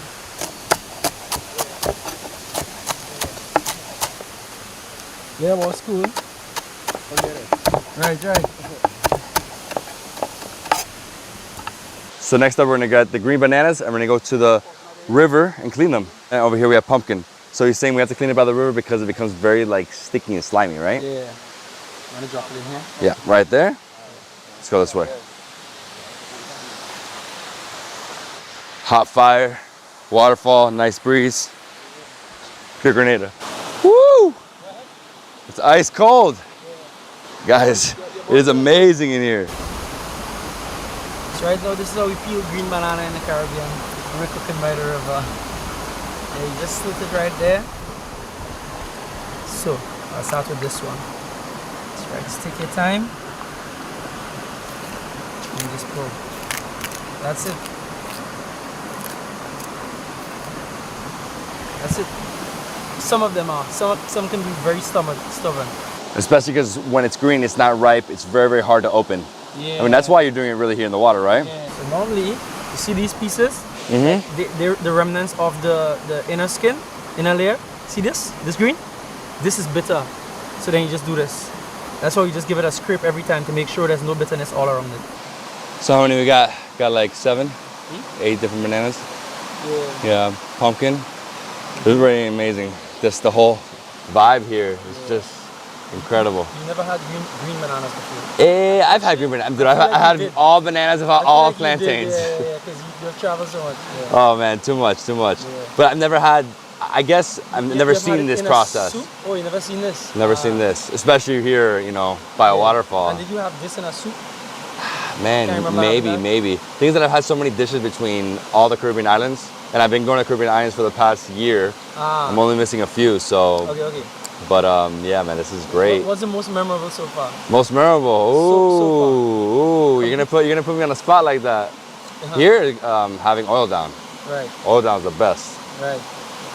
Also, like yesterday we had jerk chicken, which is amazing. We had some Trini food, which is epic as well here, and of course. Man, I'm getting wet. I sat in the water. No, it's cool. I put my butt by the fire. I'm good. Very dangerous right here. Yeah, a little slippery. You're good, right? It's good. Yeah, I'm good. Yeah, let's just walk through here carefully. I don't want to slip and kill myself. Woo. So the pot is heating, then I'll add some olive oil, then I'll add all the seasonings, let it saute and let it bring out all of the profile flavor. And then I'll add coconut milk, I'll add some pureed yellow split peas, and we'll go from there with everything else. So right now he's gonna make the base. Let's do it.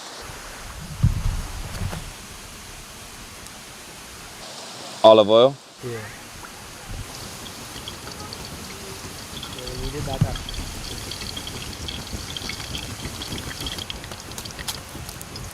Alright, now we ready?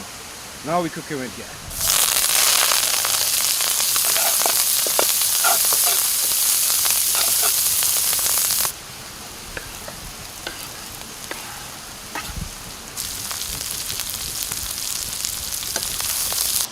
So what are the ingredients you put in there? There's garlic, there's seasoning peppers, there's chive.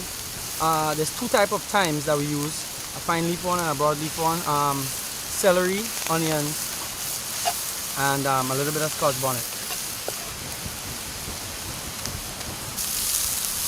So right now he's gonna add some coconut milk.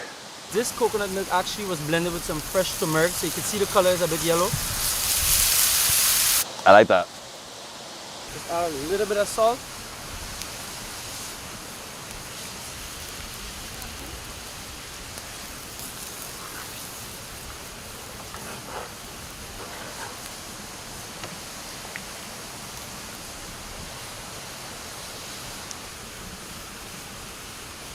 Not a lot. I think I'll need a little bit more.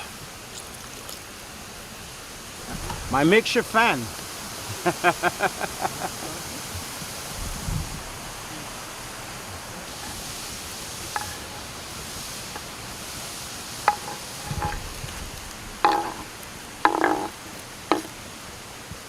For some reason, all this smoke and all this wood burning, it helps make the soup taste even better. Oh, I'm sure. Yeah.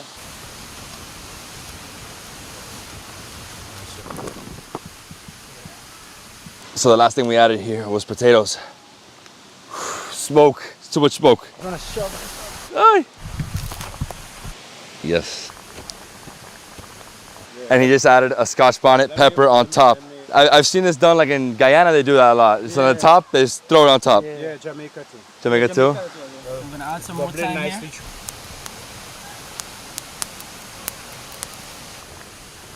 This is where all the flavor is at. I love that you're adding thyme. I haven't really seen thyme in too many dishes. Wow. It looks so good. Like all the colors, everything. It smells delicious too. As you can see, this soup could be done in like 20 minutes and it wouldn't end up very thick. So like if you want, you can keep it like this. But like, it's up to y'all today actually. If you want to add that sea moss gel to make it thick. Not too thick, but like in between. I mean, I would add it. Guys, you want sea moss gel in it? I won't put a lot anyway.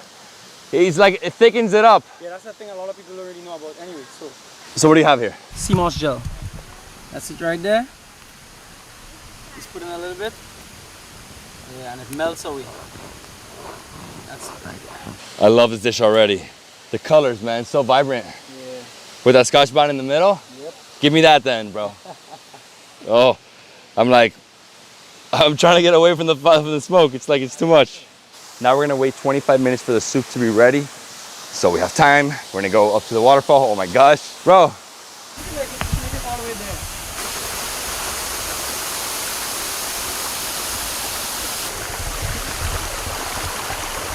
Perfect. I'm getting wet though. I'm getting a little wet. It's all good though. I love this. You won't get wet over there. So you're going in the water? Yeah. So you can go there and I'll walk from there and go. Actually, I'll park right in front here. Ready? Yeah.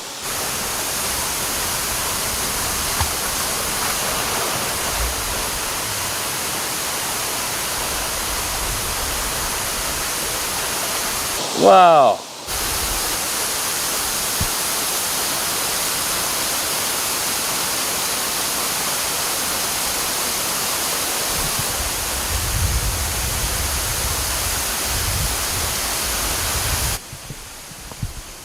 Let's go.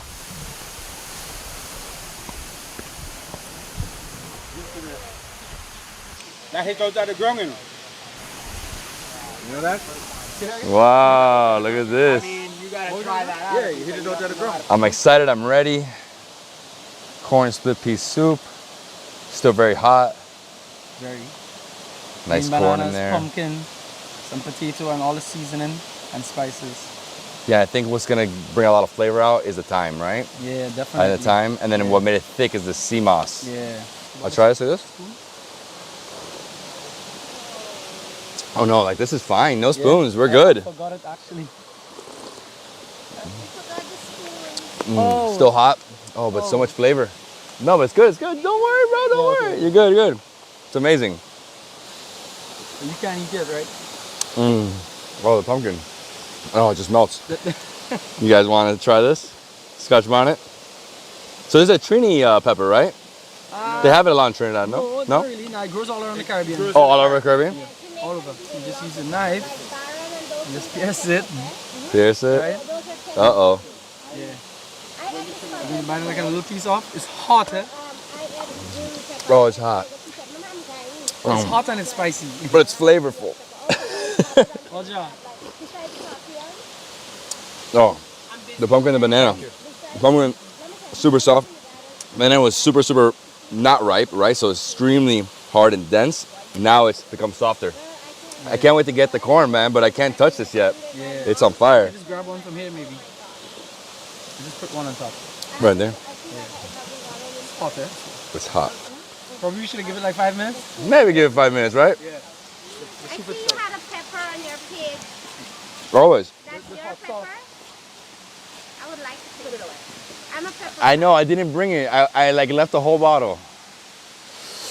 I know. I like to taste different peppers. So I would have liked. So we're gonna walk over to the waterfall and enjoy this delicious soup. I think it's amazing. Like the flavors are so good. I love that it's like super healthy as well. It feels that way, you know? And it just feels very Healthy. warm and cozy. Love it. Exactly. And it's nice because there's like a little bit of a, well, for me, a little bit of a chill in the air because of the waterfall. So it's like nice and hot and delicious. And if you want even more hot, get that Scotch bonnet. All right, well, I'm not doing that. No? And I do like hot. I do like hot. I saved it for you. Is your mouth on fire? A little bit. Okay. Look how amazing this soup is. Nice and thick. You have so many different ingredients in here. The banana, the pumpkin, lots of thyme. Oh wow. I mean, what makes the soup is the banana. I love green banana. It's so hearty. It is hearty. Oh, now I feel that spice. I love it.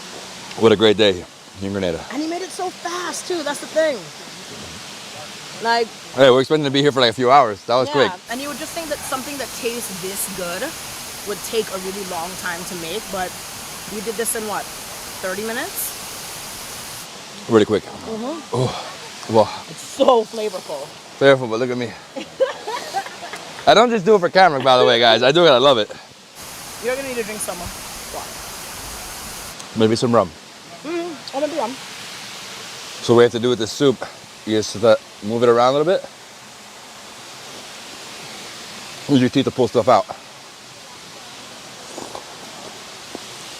Oh, it's so vegan, but so good. It's so vegan, but so good. The thing is that with vegetables, I could be a vegan. If I didn't have this job, I would be a vegan. I'm telling you, like I said earlier, he makes vegan food not seem like vegan food. So it's just so much more easy to be like, oh wow, this is vegan. It doesn't taste like it. You don't even notice that you're not eating meat. Like that's my favorite thing about his meals in particular. He does this mushroom burger that is crazy. Oh yeah? It is literally crazy. Well, guys, don't try that pepper. You're very red. I'm not feeling great. Do I need to be concerned? No! Okay. By the way, even if you're a meat lover, you'll like this. Ooh. Agreed. It's filling, satisfying.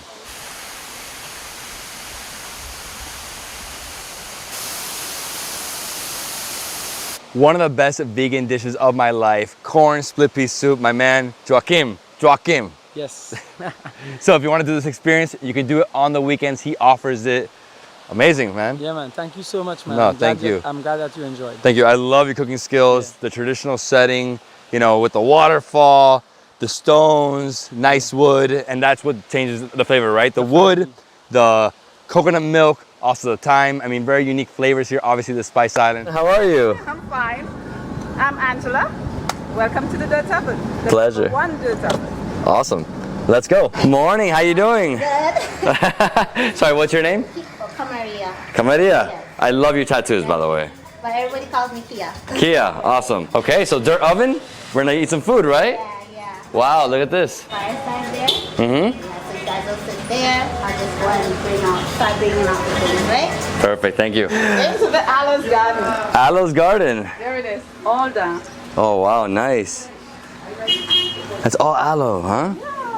Nice and plain right there.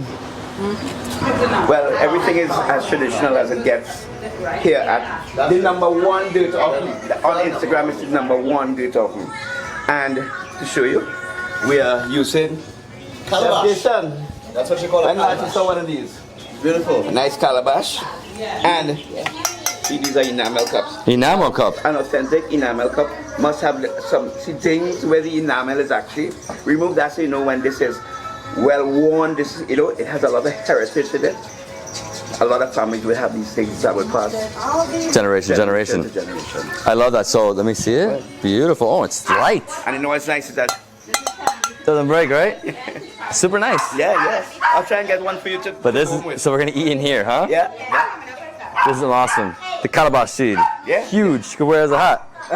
Literally could wear as a hat. You come to the tavern, the first thing you get is a smoothie with all the fruits that was grown right here in the yard. The mangoes, the babadi, and the soursop, and the sugarcane, down to the sugarcane that I used to sweeten. There's absolutely no sugar and no MSG.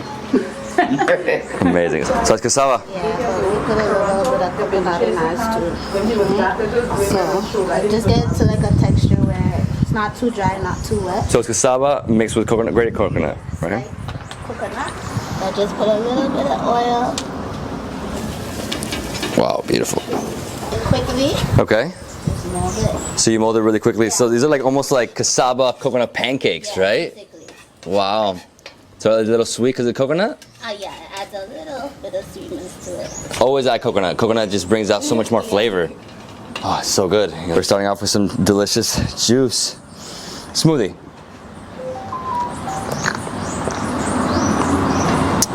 It's nice and sweet. So that's soursop. It's actually a tropical fruit, and Latin American countries, especially in Brazil, they refer to it as guanabana. And it's actually sold in tins. We have it fresh here.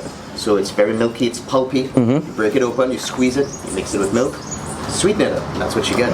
Really intense. Beautiful, spices, cinnamon, nutmeg, drive it all the way. Oh my God, this is exceptional.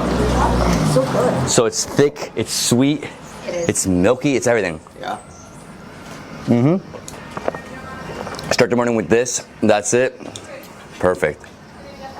It's like a full meal right here. Oh, it's so good. Usually it's faster than this because I use higher heat. But today, since it was raining, we have no little issues with the heat, technical difficulties. Okay, so what do we have here? Alright, so we have a potato hash, steamed bhaji, smoked herring, and saltfish buljoy. Buljoy? Buljoy. I call it buljoy because it's a joy to eat. And then we have our coconut bake, and that was done on the fireside. Which was done on the fireside, and that's the cassava. So what is that? That's jacks and fried shark. Fried shark. Yes. Actual jack and fried shark. So small little fish, right? Yes. Fried? Yes, I call them fried dry. Fried dry. You like hot peppers? I don't even eat hot peppers. I can't even handle. You can't eat hot peppers, but you grow them all. What's happening I here? just love to see the beauty of them in the garden, right? All different shapes and forms, different kinds. And what I do is I love to experiment making it in different ways. So I do some pepper sauce, I make it on the fireside, and I blend it with different veggies and herbs and stuff like that. Okay. And then I make a pepper sauce with mango, turmeric, and mango, turmeric, and pawpaw. Okay. That's this one, this like beautiful, and that's the turmeric, right? Yes, that right has there. the turmeric. And then the tamarind sauce, that's that one is not peppery. And then the pepper sauce itself. Yes. It's very, very, very, very hot. Yeah? I'll tell you if it's too hot. How about this one? Yeah, we grow our own saffron. This one is a fireside pepper sauce. Fireside pepper sauce, okay. Flip this over. You want to make sure it's all together, bind it, and then we do that. And then press it in again. Same thing for this one. So we just turn it over. It has a nice color. It's gonna get more golden. That's the preferable. More golden brown? Yeah, that's the preferred color. Yeah, finish. We can start from this side, right? Yeah. So we have the irons that they used from long ago. And then you have the mortar. My pestle is missing. It's normally a mortar and pestle, right? And this thing is called a cow horn. And I just found out that the cow horn is used to put over your bed so that cicada don't bite you. And you have the coal pot. right? These are some old-fashioned from back in the 60s lampshades. You have the lamp and what is known as the juking board. Juking, I hope I'm saying that right. It's used as scrubbing board, right? Scrubbing board. So yeah, they say juking board. And the swizzle stick, this used to be the blender long ago, right? Yeah, I mean, they still use that in India and Pakistan to make lassi. Lassi. Right. So besides coming here to eat and only reservations. Yes, on my reservation. Exactly. They also have a little museum. Yes, I'm trying to create that. It's amazing. Yes. Awesome. So how do we start? Even over here, you have the old cricket bat. Oh, cricket bat. Typewriter from the 60s. This is my dad's cricket bat. He was a cricket player. Oh, amazing. The cricketer. So what is that? The posy. So long ago, we didn't really have, obviously, this functional toilets like what we're accustomed to, bathrooms. You keep this under your bed, and you gotta pee because, I mean, it's the night. You don't know what's outside the house. You might have insects. You pee and you just put it back on your bed, and in the morning you throw it away, clean it, and you put it back. That's what you call a posy. Safety first. Yeah. Inside here, basically, if you need fresh water to come into your home, we didn't have like running water in those days. We're talking about 50s, 60s, and so forth. So you go to the nearest well, bring water, get home, and this will be water that you use to cook, probably washwares or anything that you may need. And this is a traditional pail. Check that out. What is this? This is actually a piece of the coral reef from the Boca Reef in Tobago. Check that out. It's beautiful, isn't it? It's a piece of a reef. So Angela has permission to have this in her home. Oh, most definitely. We need to protect our reefs and so forth, but because she's doing such a great job here, tourists need to learn about it. Awesome. All right, time to eat. Let's do this. Let's eat some food. Right here we have 3 different breads. We have cassava pone, fresh cassava. We have a pumpkin bread with cranberries, and we have a beautiful sweet bread. It's amazing. Oh my gosh. All right, so we're starting off with the breads. This one looks too good. This is cassava pone. This is really popular in Tobago. Okay. So you use fresh cassava, coconut. It's a little sticky. Yeah, it's nice. It's sweet. Try it's sweet, yeah. Cheers. Tell me you don't love that. Oh my gosh. You're in love now, right? It was amazing. If there's one thing that keeps you in Tobago, it's this. This reminds me almost like banana bread. The sweetness of it. Nice and crumbly. Cassava or yucca. So good, right? It's amazing. Look at that nice color in front. So much bread, so little stomach. So which one's this one? This is the pumpkin bread with the cranberries. She has flax seeds inside there. I'm seeing also sunflower seeds in there. As again, all natural stuff. Nice crust, very fluffy. There you go. Good, huh? Yeah, not as sweet as that one at all. This one's a little more neutral. Can you make sandwiches with this? You could have it as is. Add some chutneys. By all means. And it's not commercial at all. You can taste that it's artisanal. It's made by hand, fresh. It'll smoke it too. That's from the cooking process, right? And the butter. Oh, that butter just came through. Yeah, so important. So important. I love that. I love it too. One more. That's the sweet bread, brother. Oh, look at the texture. Crumbly, right? Yeah. Little harder, right? A little thicker? Yeah, let's try it. Let's try it. You get that mixed meal coming inside there. Flax, sunflower seeds, cranberries, dried fruits. Lots of fiber in here. Flour. And it's also very sweet in terms of the dried fruits, right? Exactly, and this is heavily spiced. You get nutmeg, tonka bean, cinnamon inside there, vanilla sometimes. I'm feeling all that now. Yeah. This is something so quintessentially and traditional to Tobago, a good sweet bread. Okay, so 1, 2, and 3. That's the ranking. You want to take it with the go? Take it, let's go. It's so good. Too good. Phenomenal. Thank you so much. So this is basically it. When you get this color, that's how we know it's finished. It's basically finished. Now you're gonna put it there, perfect. And we're ready. Yeah. And G's original cocoa tea, eh? Nobody makes it like me. Cocoa tea. And then here we go. We just grate a little thing on the top of it. Just to give you a little touch. Alright? Cacao, cocoa. I sent in this way from Oh wow. It's incredible. Oh man. And the chocolate on top? I want him to come. Oh, it's the ultimate. Oh, it's so good. It's not too hot. It's like perfect. I think I'm going to always keep this little space. I'm going to always keep this little space right. Oh, what a great way to start the day. Let's go. Okay, Jason, so we're going to just dive in, right? Let's try things. Okay. So, I'm doing the fried dry, the Joshua herring first. You eat the whole thing, right? By all means. Really nice, right? Very nice. Everything just becomes digestible. It's really fine bones. Yeah, small bones. You have a nice breading. You have a little bit of don't know, it's like a chili flake or something? Chili, yeah, some fresh chilies on top of it. Nice, right? That'll go great with a cocktail sauce, or even a tamarind. Oh, that, I'll have a whole plate. That for lunch, the whole plate. Let's try that. With one of these, right? You want to try the shark? Let's try shark. So this is shark, guys.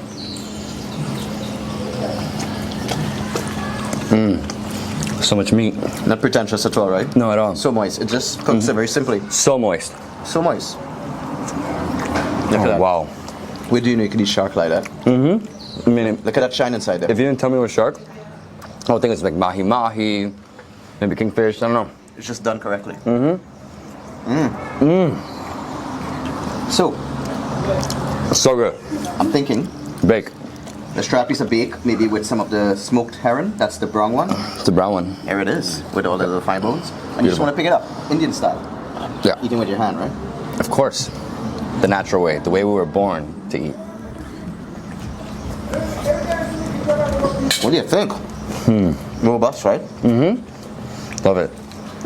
It's like grinded up, right? Like grounded? It's pulled. Pulled. There's shreds. Love this bread. Nice and smoky. Still a little dense. I know, right? It's just like the perfect carrier for anything.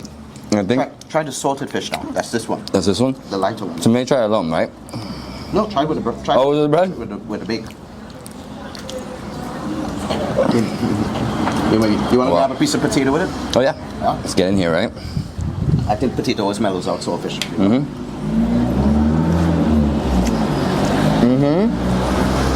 I personally like that fish more. You like that one? That's salted cod. Love cod. That's for bacalao. Bacalao. There you go, right? Cold water fish. And potatoes. Nice. Nice. It just balances out everything because you Very got a lot of soft. smoke and salt going on there. Exactly.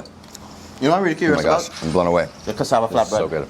Cassava flatbread, just put it out of here. Yeah, let's try it on its own, right? Tell me. Then we take some of this nice vegan salad that she made. Okay. Put it on top. Because typically this is a carrier of anything that you put on top of it. It's cassava flatbread. That's all right. And why would we just put a little bit of tamarind? Tamarind, yeah. Like it's sweeter. I'm just thinking that's what it was made for, right? Look at the pulp. The pulp right there. Ready? What, you want to hear? That's right there, bro. Oh, yeah. I have the seeds of the tamarind in there. This piece here, I think there's a seed inside there. I'm biting right there. Ready? Let's go.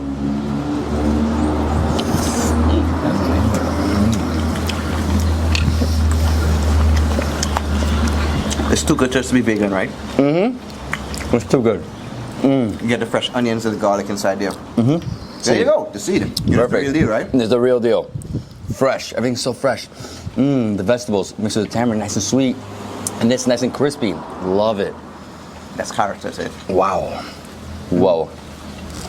I'm gonna try this with some of the some of the smoked herring. And this is breakfast. This is basically everything. Yeah, brunch, lunch, dinner. Any time of the day, bro. So now we're just gonna add different things to it, right? Yeah. Yeah. And then you put your, let's try the papaya, fresh garlic. And she grows her own turmeric. Imagine that. Oh my Just do me a gosh. favor. Tell me. Just put a piece of shark on top. Piece of shark on top. Look at that. The ultimate bite. Bam.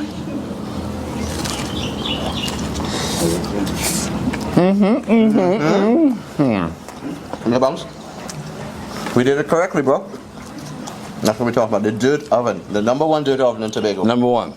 We see why. You know what? Now I'm gonna challenge her. Dun dun dun. Oh my gosh. I'm not in this. A little bit, a little bit. I feel the hit right away. And that's not the hot one. That's no joke. Take a sip of the cocoa tea. Let it cool it. Yes. That's not the hot one? Yeah, cocoa tea. Cocoa tea. I mean, you definitely need like. Oh, it cools it down, right? Oh, yeah. Milk. Milk always. Don't drink water after heat. Always milk. Water actually intensifies it. Yeah. The oils. Water carries it around. Just as roasted pepper, right? That's the roasted. What do you think? Not so bad. Heat-wise, I'd say it's like a 6 or 7. That's like a 12. Now what do? We just dive in, right? Just have fun now. Just keep eating. You ready to try that? Yeah, it was so cute. I'm bad Indian and then. Yeah. It's the Indian blood. Oh, God. She can take that, man. I think it's actually good. Flavorful though. Okay, I got a lot more than you. My eyes, look at my eyes. Oh. I'm a happy camper right now. That's amazing. Something beautiful about eating with your hands in a bowl. Perfect receptacle for it. But it's my favorite. Put it in my mouth. Perfection. That's a good herring. So I'm mixing everything in here now. Just mixing it all right. That beautiful, break it up. So I put the spice, I put the tamarind, now I just break up chard, everything in here, right? This is a true meal here. Here we go. Guys, I can't stop here. It's too good. The mix here. Sweet, spicy, salty fish. Wow. So healthy. So I'm back in India right now. I could get 9 out of 10. Starting to create a garden because I have to move to rebuild the restaurant to rustic sitting. So you're building the restaurant here and over there a guest house? Over there is a guest house. Beautiful. That's my brother's guest house. Amazing. That would be one of the best guest houses in Tobago because it's going to be right next to the Of course, next to you. #1 tavern where I could feed the guests, right? And so I'm rebuilding the oven. Okay, that's right there. Yes. This is the dasheen. This is what we make kalaloo with in Tobago. Like taro. Or what? Taro. Right? So you go when you want to make the kalaloo, you come out here and you look for the leaf in the middle. This one that is now coming out is young, you know? And you look for that leaf, and that's the leaf. You go through all that and pick out those leaves, and that's what you make the kalaloo with. Inside here I have bhaji, that thing that you were eating. So it's more like a dark green, right? Yeah, here it is. There's some bhaji cheese in the back here. Kia, thank you so much. Hey, I appreciate it all. It was great. Nice seeing you guys. Thank you so much. Thank you. I'll see you soon. Thank you so much. Yes. It was a pleasure. It was lovely having you. It was amazing. Guys, you have to come out here to the #1 dirt. Come to the #1 dirt oven in Tobago. Perfect. Thank you so much. I'll see you next time. Yes. For sure. Where are we right now? Mama Can? Over there is Mama Can. You pass through Mama Can to come through Mount Castle. A Mammy apple. Some call it a different name, but it's an apple. It's fruit, you know. It's amazing. So here we have papaya. Papaya, same here. That's a different breed. A smaller one. That's the plantain. Good plantain, you know. That's the coconut you could drink up and get yourself fit, you know what I mean? Coconut, the source of life right there. Yeah, and that's the breadfruit. Look at the breadfruit. Yeah. You do many things with it. You cook it like that, you know. You make it in a soup, you roast it. So much thing you could do with it, man. That's a good food. When you cut it and fix it up like a bash or like a plate, you call it a calabash. I see calabash everywhere. The Caribbean, the northern part of South America, obviously Amazon jungle, lots of calabash. See, a cooking now. Oh wow. That's like a pot. It's amazing. Yeah. Is this a hide here? No, that's something different I use.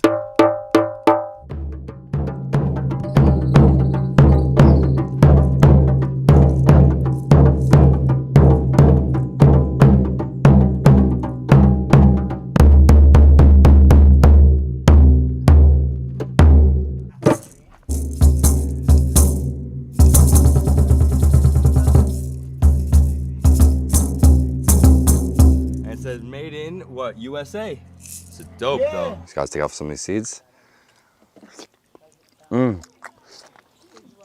Nice and sweet. Oh, it's amazing papaya.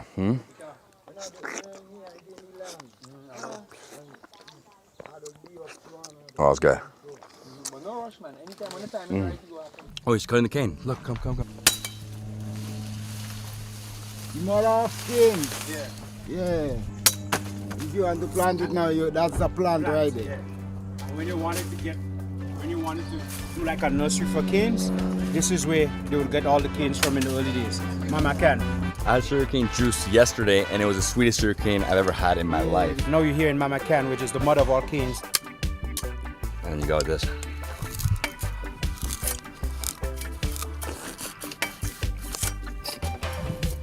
As we do it, break off chunks, right?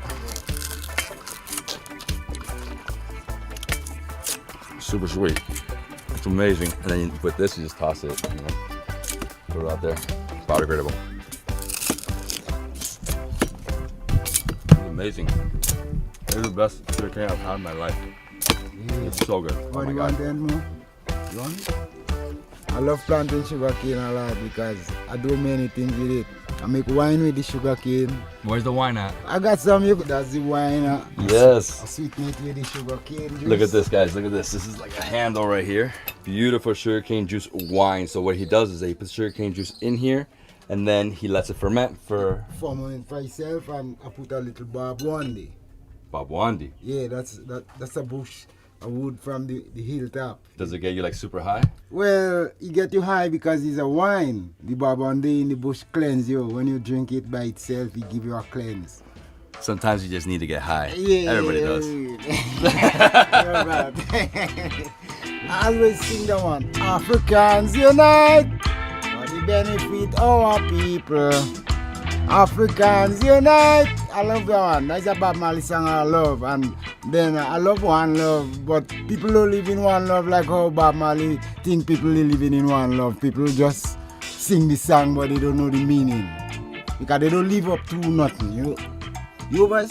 So they sing one love, come get together and feel alright. But they don't mean it. Because if they mean it, they live up to the words. So it's just mouth saying, oh, I'm born in Grenada, and then I left and I go in America in 1982, and I spent a couple of years over there, enough, you know. In New York or where? Yeah, in New York. And then I was kind of tired with New York, so I take a little, and I go in Washington, D.C., I go Pennsylvania. In Washington, I meet a lot of Ethiopians. The Ethiopians, I mean, Washington, when they see me, they love I have a coin one of them give me. How long have you been here in this location? Oh, 5 years, about 5 years. 5 years? Yeah, but I was living in this. Because I could live anyway. And that's your wife? And yeah, that's my wife. Oh, I'm gonna take a taste right now. Yeah, you know. Ooh. Wow, it's intense. Right. That'll lift you up to the clouds. Yeah, I go take a taste together with you. Yeah, let's do it, let's do it. Wow. Right. That's for me? Yeah. It's like fermented sugarcane. That's what it is. Ooh. This one made with mandarin and Barbwandi and the cane juice. So it's a different taste you get in that one. I'm sure there's some special ingredients in there too. I put a little marijuana in it still too, you know, because the strength from the marijuana increase the... Oh, this is way tastier than the other one. It tastes different. That one's like more bitter. Yeah, this one's a little sweeter. This one have the marijuana, the cane juice, the Barbwandi, and the mandarin, a fruit. Mandarin fruit. Mm-hmm. That's what right there. Wow. That's what make it taste so. So this is like the ultimate high. It's basically an edible right here. That's it. Nothing better than that. Hey. Yeah, give thanks. It's good. It's good for you.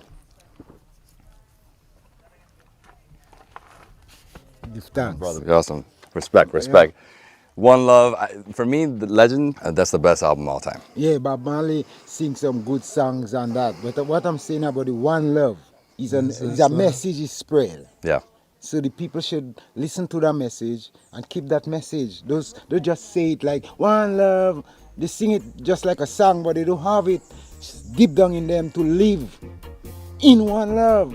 Mommy apple. Ancient people call it Mommy Seapot. Mommy Seapot, okay. Yeah, that big fruit.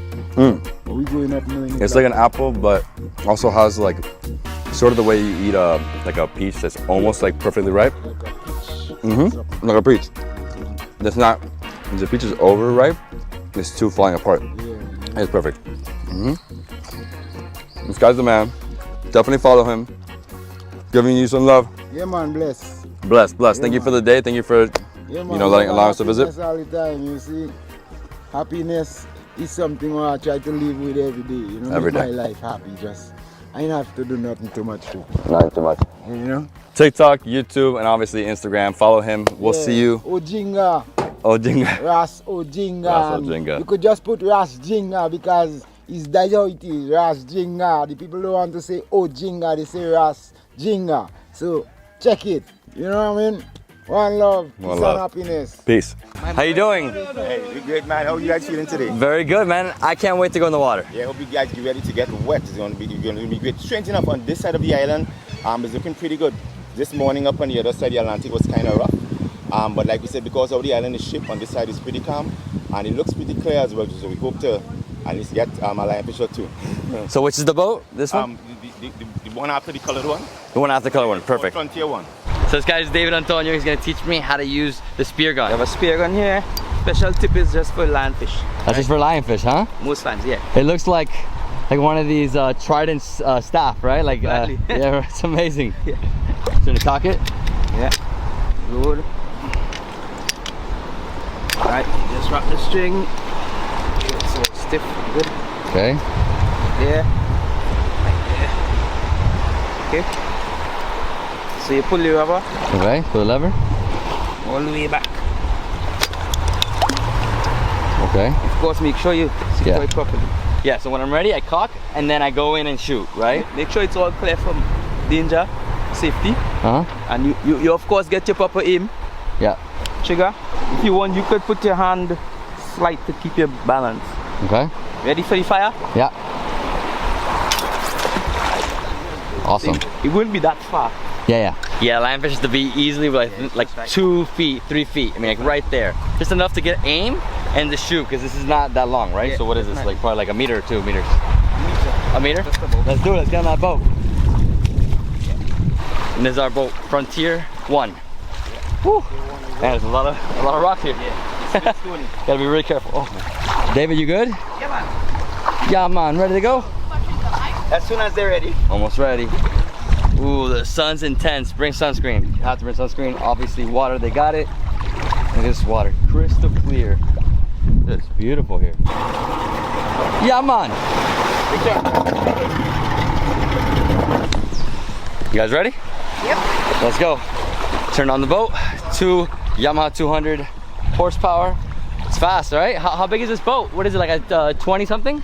Yeah, it's really fast. We have two 200s. The importance of we call that redundancy. In the event that one is out, you know, we always have another engine. That's really important. Exactly.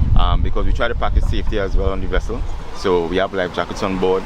We have enough gas that can last us 2 days, always. Perfect. Always. All right. And then we have 2 powerful engines. So bad, but with one hand, hard. You caught it? Yes. Yeah, that was hard. With one hand, really hard. Whoa, the wave's coming in. You guys ready? You're on a horse. Yeah, right? It is like getting on a horse. Ready for your adventure, Dave? Right. I'm ready.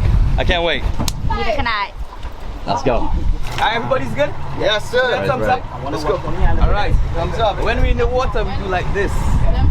What happens is as divers, this is everything positive. Yeah. And this means up. So from today, yeah, all that, anybody that you see, hey, where we going, man? Man, go so? 9 out of 10, he's a diver. Because all divers, this is up, this is down. This is something is wrong. This is something is wrong. Do so. Yeah, time to eat. Yeah. Like I see a fish. Yeah. Sign that we always tend to be aware of this. Sharp. Oh my god. Oh, don't do that. Alright, I think it's good. No, that's why we use this. You put them in this, and once this shoots up, you're gonna come down. This is gonna be attached to this line, and you're gonna come down this line, and the lionfish is gonna be right there. Perfect. Even if you were to come down and take a look, go back up to come down again, you'll be right there. But we'll keep on tracking it, so at least we know that you're able to actually hit the lionfish. I don't. Yeah. And then it have extra weights in it as well. 1, 2, 3, over. Alright guys, so he's saying that it's really deep. Something like 15 meters down there. So I'm gonna do my best to get as low as I can. If I can't get the shot, he's gonna get the fish. He found 2 of them. Okay, ready?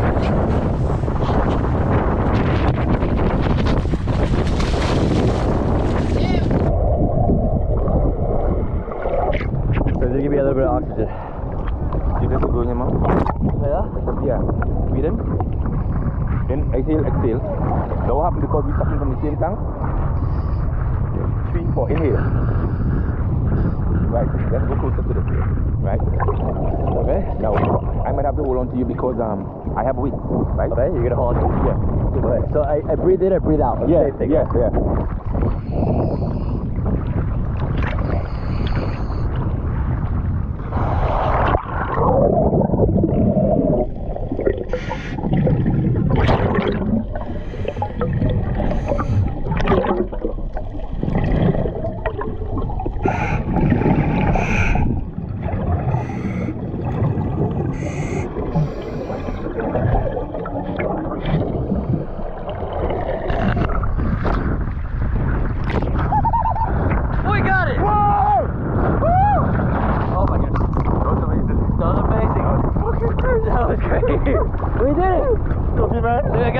Damn, I can't even believe that.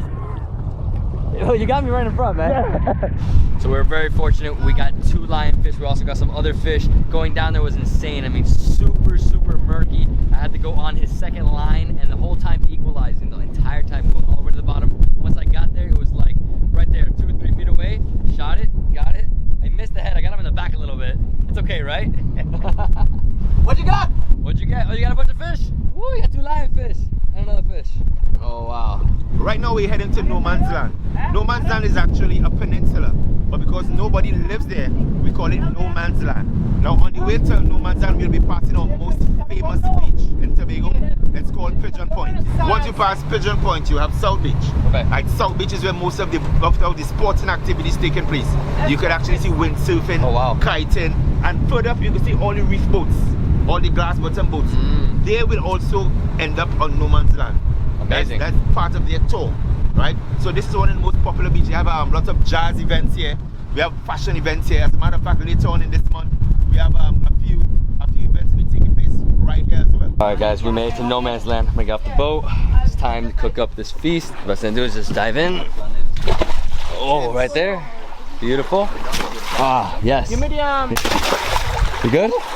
No Man's Land. No Man's Land. Let's go. Wow, it is so hot. The sun is... This is what we call Bonacord Lagoon. Let's walk this way. The fish come up inside this lagoon, and they spawn, they lay the eggs, and they come out here and come out into the reef. Oh wow. Super warm. Yeah, it's warm here. And if you run on the other side, it's amazing. Yeah, you feel how cool it is, right? Yeah, because I mean, it's great. The area is lined with mangrove trees and the red mangrove all the way around. No Man's Land, basically empty island, completely empty. Here we have a small little hut, and they have some sweets for sale. And over here they're cooking up some corn on the cob, and also some barbecue chicken. The barbecue chicken is good. Looks really nice. So what you got here is coconut fudge, as local as it become. Peanut also. Peanut is definitely my favorite. You got the nut brittle, nut cake. This is nuts toasted and done in a caramel, almost like a cake. Oh, I love this. Really nice, really great brittle. 10 for everything, right? 10 for everything. That's what well, not everything, but each. The price 10. Yeah. You should try the tamarind balls. Tamarind balls. Tamarind, these are really tart and sweet at the same time. It's really great. I think it's really unique to Trinidad and Tobago. Tobago especially because of their tamarind, fresh tamarind. So look at that. Preserved red mango. Red mango. You would love this stuff. The skin is left on it, bright red color, preserved sometimes for weeks into months. A nice balance of sweet, spiced flavor inside it. A little spicy. All right, so David, we're gonna try the tamarind balls. So genuine and authentic of Tobago to do this. Peanut fudge, and we're gonna try the. Is nut brittle? Yeah. They're not brittle. This is gonna be epic. So let's go. Total price is 10 TT per, right? So each one's 10 TT. So roughly like $1.50 US per item. Per item. So you're looking at $10 each, 10 TT each. That's $30. We have 3 items. Here you go, sir. Thank you so much, sir. Yeah, man, appreciate it. Thank you as well. I appreciate it. No, thank you. All right, we're starting off with some peanut. Oh, peanut fudge. How do you even open this, dude? It's secure, right? It's like too secure. We're by the ocean, right? We don't want to salt in it. Ooh. There you go. It's brittle, huh? Look at that. Super tough, right? Like dense. They do really unique fudges here. Peanut is definitely one of them. Oh yeah. We should get another one of this, boy. This is nice. I think it's home. Tamarind balls. Let me hear your feedback on this. Oh man. You just take a little piece though. A little piece? Yeah. It's full of your explosion, right? It's a crazy amount of sugar. Yeah. So it balances off the tartness in the tamarind. So it's a paste that made roll together and then dusted with sugar. Seeds. That's how you know it's real. It's not like fake stuff. True tamarind. You look around here, you see tamarind trees growing. Tamarind trees everywhere, right? As fresh as it gets. Look at that. It's like caramel, right? Like this, like super hard. Beautiful toasted nuts on top. Look at that. Truly unique local sweets. There you go. Tell me what you're tasting first. What's the spice you got? Get that ginger coming through, right? That's that warmth. The nuts are toasted. So it's like ginger. Cinnamon. Cinnamon. Is there coconut as well in here? A little bit of coconut. You have shards of coconut inside here also. It's like the best of everything in one little bite, right? There's so many flavors. Nuts, coconut, sugar, cinnamon, ginger. Nice and nutty. I mean, well, so you're gonna enjoy good sweets. So as we just came on to No Man's Land, get some good sweets. Let's start to cook. Oh my gosh, Tobago. I better not be. It's like sweet, pungent, nutty. Oh my gosh. pineapple salsa here. Pineapple salsa? Yeah. Pineapple chow. You know what I mean? Mm-hmm. To go along. And right over here, he's starting the fire. Cutting up some wood. Oh! Please come from there! Oh my! I was getting Come from there! I just saw him shoving a stick up the tree. I was like, what is he doing? You got it? Is it good? Or already opened up? It has some in it. It's still good. When you're on the beach, you know? Mm-hmm, of course. Especially with the scenery out here. Yeah. Do you mind if I grab a piece? Yeah. Once you're on the beach, what time is it? Oh, what are you guys doing? When you're on the beach, you must get pineapple chow. Oh, it's pineapple. Guys, it's so fresh. That seems to be the theme. So juicy. Island boy, I'm just trying to make it. Stick. Sweet barbecue. Yeah. Oh yeah. Really just fall off the bone. The lionfish has these spines. They have 13 poisonous spines. They're not poisonous to kill you, right? It's a high concentration of protein. A high concentration of protein is actually inside here. Now you could actually rub your hand like this. Look at this, right? But don't do it in the opposite direction. Oh, it's spiny. Yeah. And will that stick you? That's it. Now what happened is that the first thing you really do is remove the spines, right? But what happened, there are ways to actually do this, to actually get around all of that, right? Just to show you the scales, right? These here, if you look at, you could scale to the back of your knife. You just do this, yeah, look at the scales, they're easily removed. Wow. You could use a spoon and do it. You could even use a spoon. So right? that easy. It's that easy. And the scales don't really fly all over the place, right? Yeah, it's easier than the other scales. Yeah, it's easier than the other scales. It's really easy. Yeah, whenever I go to a fish market, they start taking off the scales, descaling, and it's just like popping all over the place. You know, they're just flying in the air. This is easy. Yeah, wow, look at that. Whoa, beautiful underlayer, right? Look at the nice pattern on the lionfish. Isn't this beautiful? It's beautiful. Look at the pattern on this. Right? I'm actually using the back of the knife to actually do this. Now, sometimes they actually use these parts of the fins to actually make like earrings for women, and that type of thing. Earrings and jewelry. You put the stuff to dry in the sun, and you actually get to use it to do different things. In case you guys don't know, lionfish are an invasive species. What does that mean? Well, there's just way too many of them, so it's allowed to be caught at any given moment. So whenever they want, they can go out there. Doesn't matter the size. Yeah. Small, large, you're allowed to catch them, right? Yeah, because they destroy the reef. They eat anything that could fit in their mouths. Of course. Anything that could fit in their mouths, they eat. So it's really allowed to actually, we harvest them anytime. As long as we see them, you're encouraged to actually harvest them. As a matter of fact, the eating of the lionfish is supposed to be encouraged as one of the ways to help get rid of them. Exactly. And if you guys don't know, I'm from Miami. In Florida, we have iguanas are invasive. We have rock python. We have Burmese python. They're all invasive. Water monitors, all invasive. So now we're allowed to catch all of them. You know? Yeah. Because they're destroying our ecosystem. So what I'm going to fillet one, and I'm going to leave the big one whole. Like when I say whole, just take off the fins, so we'll be able to cook it just like that, you know? Yeah. And look at it, it's white. Yeah, it's beautiful. You come now, and you run your knife. Just up. Straight to the back. Yeah. All the way to the top. All the way to the top. You leave the spine in there. Yeah. You know, we also got this small one. Yeah. Right? And that's nice white. So Dave, we're gonna eat the lionfish just raw with some lime? We're gonna try it with a little lime. Well, you see we got the salt already from, if you look, you'll see, he just cleaned it. From the wash it out in the seawater, that's your salt. This is like sashimi. It's hard, huh? Yeah. It's the green. You want some lime on this? Yeah. Just raw. Fresh. A little tough, but still really fresh. Nice to stir up lime, huh? It's good. What are you guys doing here? Nice one. Some sushi. Sashimi? Yeah. So he's using the lime to just acidify it and obviously help it to be safe for consumption. Yeah. Look how it has a nice shine on that, beautiful resplendence. Yeah. Come on, take a taste. That's really good. It's really delicious. When you're doing this, you want to almost a little bit ripe, not too full, so at least it will be able to cook evenly. If you want to make it slashes into the breadfruit like that. Today we're going to be using some garlic, some shadow benny, and some chives inside there. After we roast it, we put some fresh butter. So I have some garlic here. Take these. Just put them in. And I just put them into the slits like that. And as it roasts, it just infuses with flavor. It's gonna roast it just like that, huh? Pretty much. We just put some thyme inside there. Just, so as the heat hits it, we're pretty good to go. So we have our garlic and thyme inside there. Just gonna put it on the fire just like that. Let's go. So take it just like this, we put it on top there. Now it's gonna take about 20 to 25 minutes, and you turn it as you go.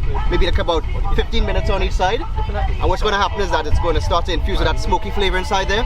And the garlic, the thyme, all those great aromatics are just going to really do a great job.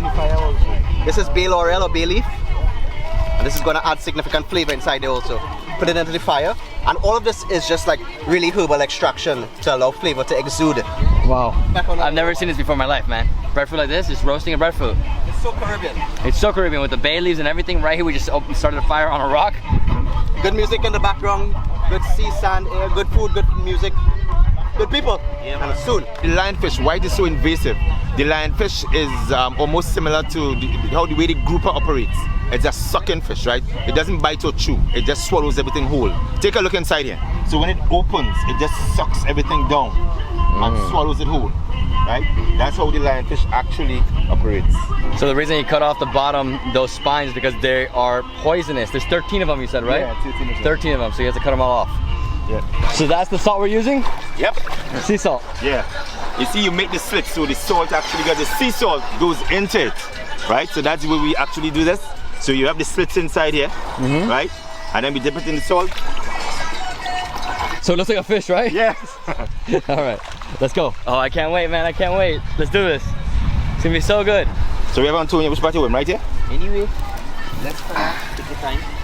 Yeah, that's how we normally do it. That's how you normally do it, huh? Yeah. So basically, in the most undressed, simplistic way, put it inside straight from the water into the fire. It has that salt, natural salt inside of it. You don't really need much after that. The bay leaves, the coconut husk pretty much is going to flavor it really well. Yeah, the coconut husk is basically the way, you know, dried coconut shells, right? And then you shove it into the fire, and that is your wood. That is your main fire source. You have the bay leaves inside there, you know, it's going to flavor it. You get a nice punch and flavor coming through. Herbalistic in nature. It's as simple as it is, organic. We're in the Caribbean, that's how we do it. Simple and refreshing. It's amazing. So this is the fisherman's way. The fisherman's way. They don't scale it because on the fire it'll just melt, yes. Basically. Yeah, So you got the fillets? You could take a little seasoning. What fish is this? Squirrel fish. Squirrel fish? Yeah. So we didn't dip it in the salt, but that's okay. Get him on the grill. Lionfish is ready. A lime, I have you have a leaf? Right here. Yeah, right. Right here on the floor, right in front. All right, this is it. Seasoned with the seawater of Tobago, man. It's amazing. So how do we start? Tactile approach. We just go in inside there.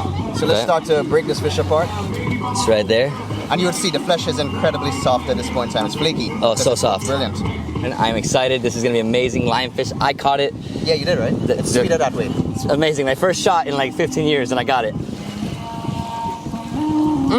Super fresh, man. The chives. The lemon.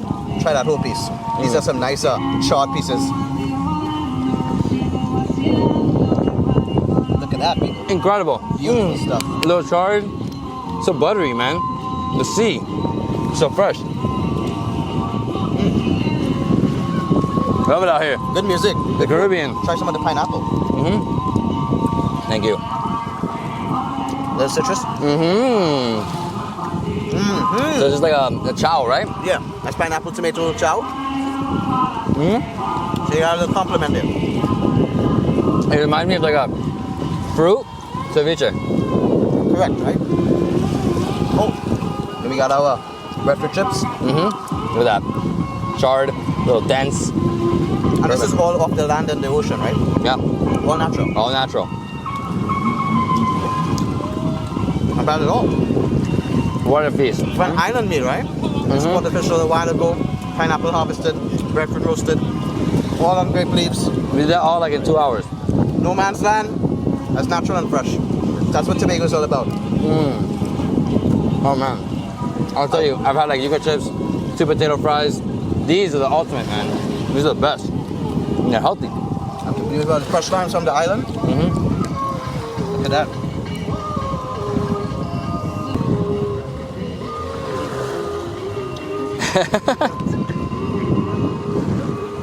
I have to dive in for another piece. So good, guys. Look at this beautiful lionfish. So fresh. God. Pineapple really does complement it well, right? So tropical. A combination here. And you remember this was cooked on the coconut husk, right? On the bay leaves.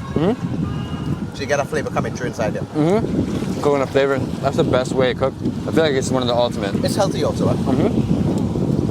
Sometimes you put a little bit of olive oil on top of this. Sorry, do you want it?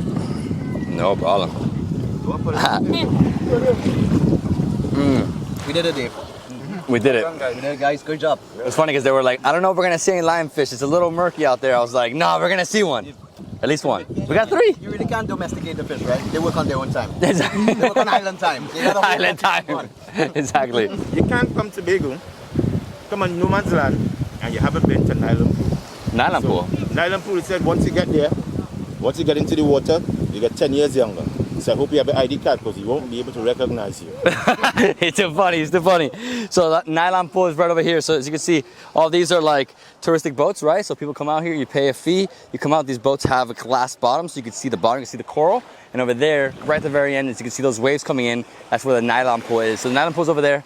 We're gonna jump right back on the boat. It's still like 1:30, so we'll probably be out there for like 30 minutes. And then we'll go back and see more of the island. Exceptional, boy. After that good meal, a trip in no man's land, I feel so good. I mean, the water is so great. Can't beat Tobago for that.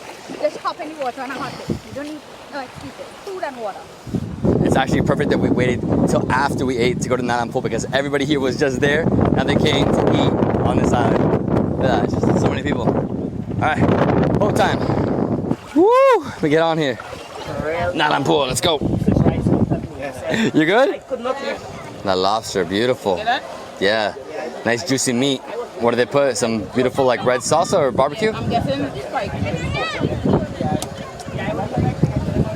Ketchup. They love ketchup here in Trinidad and Tobago. You guys love ketchup. Ketchup on everything. Ketchup on macaroni and cheese as well. Good? Yeah, we made it. We did it. That's so cool, man. It's an island boy. That's amazing. I want to get one of those. That's amazing. The Nylon Pool is a shallow area right here in the island of Tobago where you could actually stand in the middle of, come out of a boat and stand in the middle of the ocean. It was called the Nylon Pool and I think in the 60s it was given the name by Princess Margaret. This is Queen Elizabeth's sister. When she came here, she remarked that, wow, the water is clear, it's like a nylon stocking. After that, we got the name Nylon Pool. Just dive in. Woo! Look at that. Do you know the sand here is actually mineral? It's excellent for exfoliation. Just pick some up from the bottom of the water, and there you go. You pay a lot of money for this in the spas, you get a natural head in island. Look at that. Natural exfoliant. Jump in.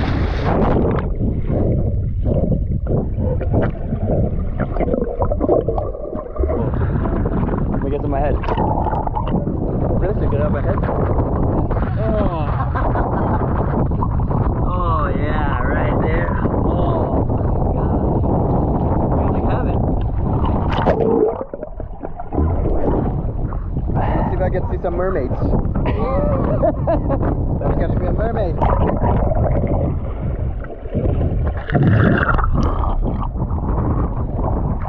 Be really careful here. Lots of rocks. Just gonna jump on the boat.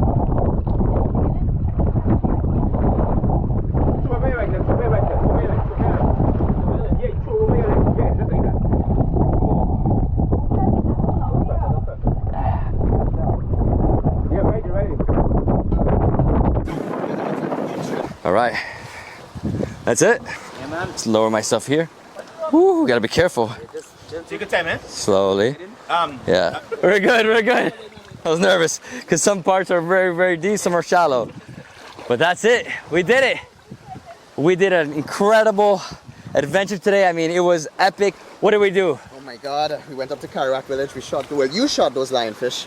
Went straight to No Man's Land, where we cooked it up, we roasted that breadfruit, we made that tomato pineapple salsa. Dave was a champ. I mean, the stuff is brilliant. Cooked up a feast for us. Went to the Nylon Pool, exfoliated a little bit, took in the sights. We're back on the kitchen point right now. Our adventure is over. Yep, island life. You made it back, and we're really happy. I mean, I'm really glad that you made that shot I mean, you went down, I think it was close to 40 feet. I think when so. You went down, and your hand was steady as a rock, and you made the shot, and hey, because of you, we had lionfish today. Bongo, you made it. No, we made it. Time stands still at the Bush Bar. This is the Bush Bar. Morning, how you doing? I'm good, how are you? Very good. David, pleasure. Alicia. Nice to meet you. All right. Oh, this is great. Thank you. A bar right here in the bush. Yes. This is amazing. Ginger bush rum, my God, before breakfast. Locally grown ginger and our local rum, which we call cass rum. And here we go. Bush rum. Ginger bush rum. Oh yeah, you need a chaser. Yes. You need water, ASAP. That's good. Oh, is it good? Ooh. All right. I love it. All natural, right? All natural. Woo! That'll wake you up. Feel like I'm in Albania right now drinking raki. Okay, so breadfruit? Breadfruit. Let's go. All right, let's go on, man. Breadfruit, right there in your hand. How are you? Good? Come on, we were talking. I put this fire for you. Oh, you put it on there for me already. Fire.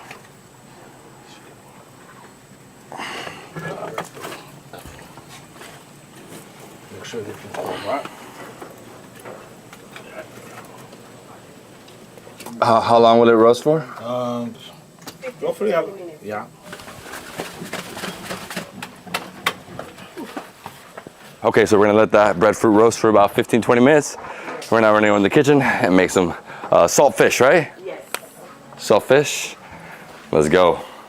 Okay, so before we stew up the codfish, we let it boil for like about 15 minutes. But it has been boiling for quite a while, so I'm gonna remove it on the stove. Okay. Drain out the hot water and shred it out.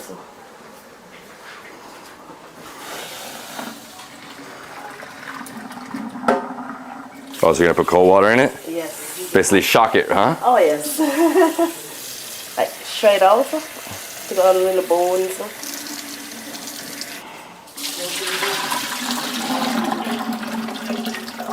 So while the codfish is cooling down, we are gonna put our spices on fire so we could do our cocoa tea. Basically has lemongrass, spice, and our bay leaf, and also our nutmeg. So we're gonna grate this in there. Gives it a nice aroma. This is our cocoa tea. Now our cocoa sticks, they are locally made. Cocoa. Cocoa, yes. So cacao, like Yes, chocolate. Chocolate. Oh wow, chocolate sticks. So what's the dish we're making called? Cocoa tea. Cocoa tea. Yes. And you use cacao sticks. Cocoa stick. Wow. Yes, so we call it well, not cocoa, but cacao tea. Yeah. Well, I'm saying cacao, but cacao is Spanish. It's cocoa. Yes. So you let that boil until the sticks are melted. Got it. Now when it's melted, we mix our milk, coconut milk, and we have our cocoa tea. So here we have some onion. So we chop up our onions. Be very careful, you don't cut your finger. Nope, you don't want to cut your finger. Oh no. This is the hard part for me, the cooking. Really? Yeah, I don't cook. Oh. No, I just like to eat. I enjoy cooking. I'm sure. I enjoy watching. And I like to taste the food after watching the whole process, because it's something different, you know. Like when it hits your table and you never saw the ingredients, you don't really feel That is true. the same. I guess I don't know. It's a feeling like I saw you make it with love, so it actually tastes better, you know. That is true. That is so true. So here we got some garlic, starving that breadfruit. Very soon. Right. So you remove all the bones. There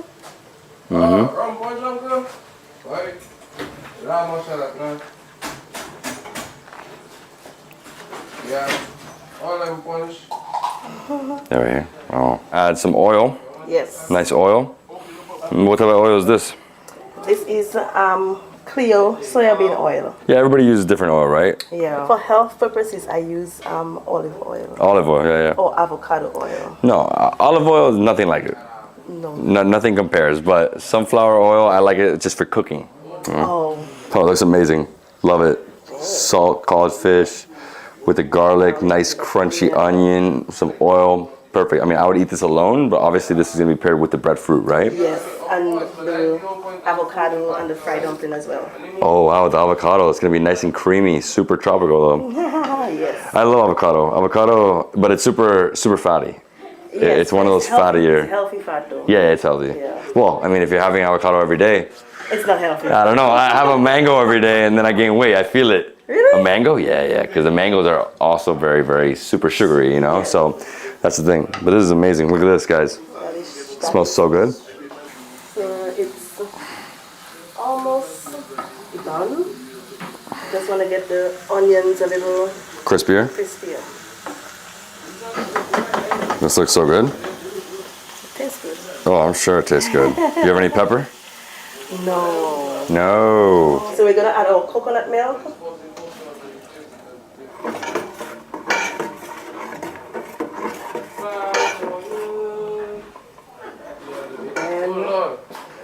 And some people use flour or arrowroot powder to thicken their cocoa. But unlike me, I love custard. So I use custard to thicken it. As the custard gives it a smooth taste.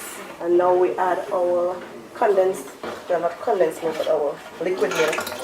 Oh, it's not condensed milk? No, it's not. It smells amazing. Wow. It's gonna be nice. This smells good.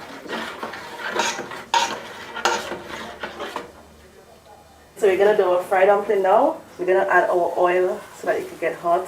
Put in our dumplings. Put in as much oil as you can, as possible. So it could fry the dumpling both in and outside. So it's like a nice layer. Yeah, exactly. Yeah, lots of oil is needed for this. Making these beautiful dumplings, which are basically like bakes, right? Bakes, yes. Bakes? Bakes. They're bakes. Bakes. Okay, you're just gonna cut it up. And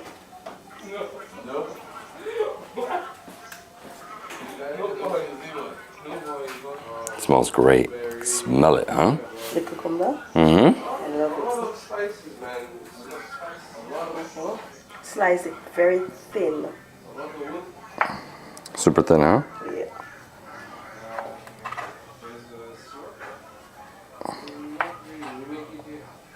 Oh, you're cutting it like that? Yeah, I've seen that before. It's like a quicker way to just get through it. Yeah. I don't know how to explain it. Very simple. Slice it down. There you go.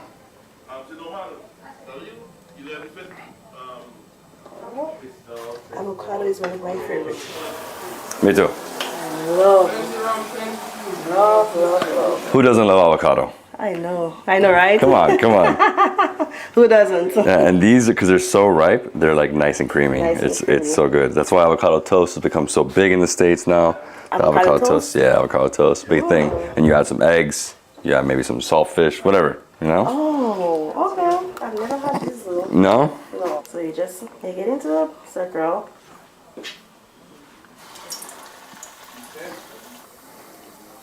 Mm-hmm.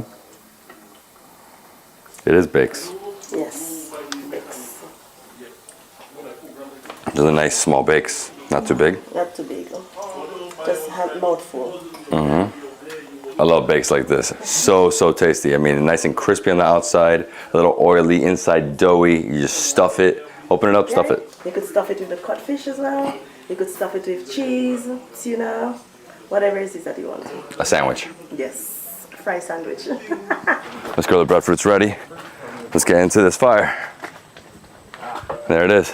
We're almost there. Almost there? There already. So one of the best thing also to do, just like a true cocoa, Mm-hmm. you doesn't like to test. You go straight in the heart. That's meaning I'm done. cook. Yeah.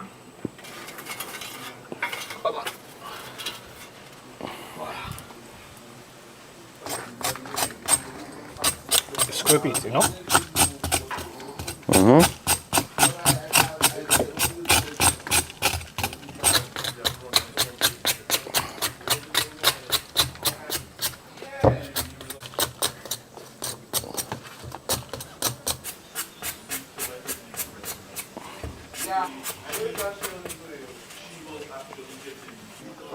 Done?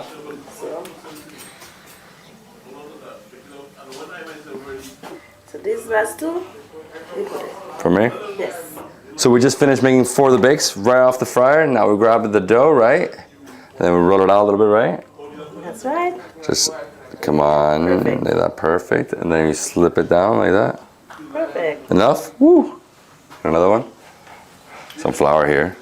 It was good. So it's slow. It takes like 10 minutes. It's not too fast. Yeah. Because you don't want the outside to cook and the inside is not cooked. Mm-hmm. That's it. We wait. That's it. And you wait.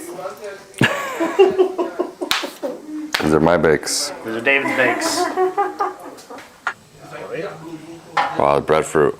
Breadfruit tastes like bread that has been made through a fruit, basically. And it's filling. It's really filling. Yes, it is. And with this, you could do like breadfruit chips. Mm-hmm. There are different dishes you could do with this. Yeah. Maybe some butter on top. Oof. Yeah, you Oof. could do pies, you could do, how do you call it, chips. So you can use the dough for a few different things, right? Yes. Awesome. Yes. I love it when it's fried though. You love it when it's fried? Yeah. Wow. Looks super, super tasty. It's almost like chocolate milk. Yes.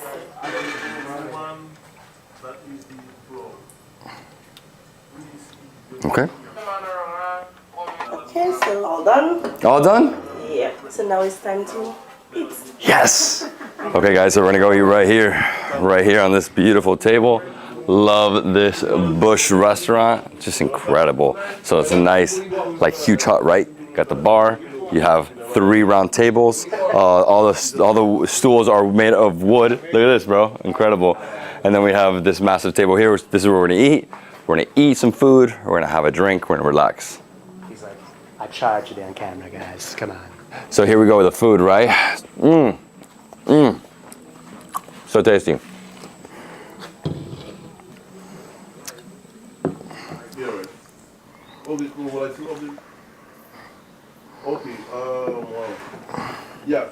So Alicia, how do we start with this beautiful meal? Okay, first I'm gonna put in the saltfish. Okay. With that super tasty saltfish. So this is like the dish of Portugal. If you guys have never been to Portugal, codfish is king in Portugal. For real? Yeah, they're all about that. Sorry, about the bacalhau. Oh wow. Yeah. And then you have roast breadfruit. Roast breadfruit. I'll probably get one of these, right? Yes. No, I'll get 2 of these. Right here. That's good. Maybe a little bit of cucumbers. Nice salad, right? Yeah. Fresh salad, that's good. And then a bake. And then a bake. And the bake, how hot is that bake? Not so bad. Not so bad. Tell me. Okay, so how do I do it? Just open it up like this? So try if you want to. I mean, you could just eat it just like that. Eat it just like this? Yes. Okay. Fried dough. So it reminds me of elephant ears at the fair. Yeah, we have something in the United States where every like city has their own like youth fair, like a carnival or whatever. Oh. And there you have fried dough, but they usually mix it with some like sugar syrup or something, right? Oh, almost like pancake. Almost like a pancake, yeah, but I mean super fried, right? Yeah. So do I stuff it? Yes, you can. It's okay, right? This is what I was waiting for. Literally stuff this. Oh. Whoa! There's another one. No problem at all. No problem. Very good. No, it's okay. I was waiting all day for this. It's so fresh. Not too salty. With the bake. Nice and fluffy inside, crispy outside. Crunchy as well with the onion. I love this. And if you want, we add some of this, avocado. right? Like that. And your cucumbers. Well, that's good. Yeah, I mean, it's nature, right? That's why we have so many Flies. It's always like this. I guess the flies are hungry as well. Nothing like a bacon saltfish. You guys love it, right? Yes. Like every day. Yes, you can. Almost every day. Yes, not almost every day. Because if you go to our local restaurants, there is always fried bakes on the menu. Yeah, it's like street food, right? Yeah. Yes. Basically, we had it for breakfast. We've had it a few times along the road, right? Yes. You can have it for breakfast. You can have it for lunch. You can have it for dinner. Basically, comfort food. No, it I is. haven't tried the breadfruit with the codfish. Breadfish and codfish together? Yeah. Okay. So I'll try that. There you go. It's a good combo. Love breadfruit. Very dense. Still a little smoky. But, you know, I think this one, I really like the bake more than the what's called the breadfruit. And the breadfruit? I don't know. I'm enjoying this one. And what about your cacao tea? Don't forget. Basically chocolate tea. This is unreal, guys. Unreal. Wow. And we still have this whole plate? Oh, wow. It's like pure. Pure cocoa. So it's like very like grainy cacao. Yes. Right? That's what we use to make our local chocolate. So it also has ginger. We do have our chocolate factory here. Yep. Here? Well, not here, but in Dominica. In Dominica. I was gonna say, I was like, where's the chocolate? Come on. This together. I love the pairing. And you see, you don't even need your pepper sauce.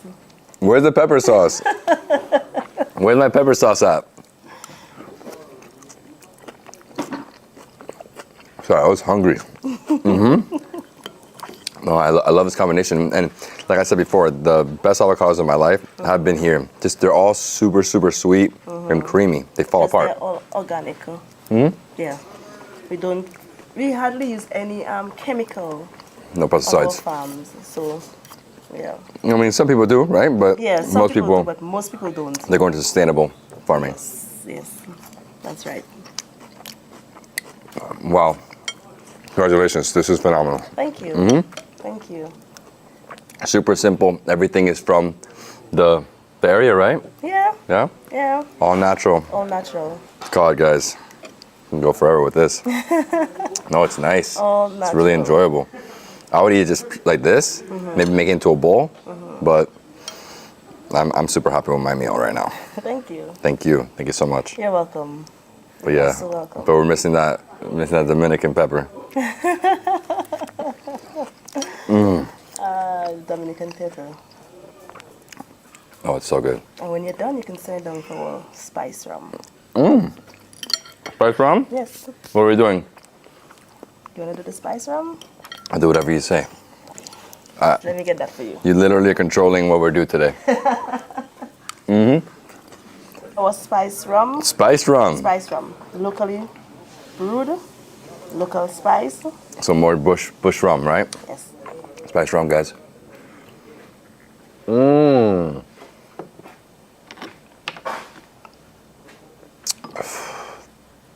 That's medicine.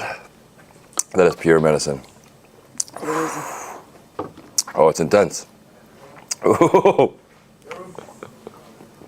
Oh. These all have like a back kick, right? At the very end, it's like, David, what are you doing to us? How was it good? Yeah, it's really good. It's a thicker breadfruit than the last one. But this is better. Chocolate tea, right? When in doubt, And we had no sugar in it. I just don't want sugar. that's what it is. So what are we gonna try this with? Like a little bit of this with this? That, right? Breadfruit, Oh yeah, no, it's perfect. saltfish. Amazing food, right? It's a perfect lunch, bro, or breakfasty lunch. It's like a brunch right now. It's okay. Well, the other ones were just like roadside bars. They'd probably been sitting out all day under the heater. Definitely different, making it fresh. Every time it sits out in that little window, Oh yeah, it's been there all day. all day. Huge thanks to my friend over here, Alicia, for setting up this incredible meal. It was so good, delicious. Now our time here is done. We're gonna make our way out to the beginning of the river, but we're gonna go hiking. So we're gonna see what else we find. Maybe some animals, maybe some plant life. You know, of course, right? Well, thank you so much. You're Appreciate welcome. it. Thanks for having you. Thank you. Good morning. Good morning. Good morning. Everybody good? Yeah. We're preparing breakfast. And over here we have the dough for the bake. That's right. You boil out the fish. So what fish is this? This is bangameri, and then you strip it from the bone. Got it. So there's no bones in the fish. But you wash it right with the lime. The next step for this now, you're going to put it in the pot, and then you fry it up with your tomatoes, with your carrots. So you do like a blend. Is this the choka? It's like a choka. Like a choka, yes. Like a choka. But you're frying it. Okay, so it's like a choka, you're frying it. So choka is basically like a blend, right? Yes.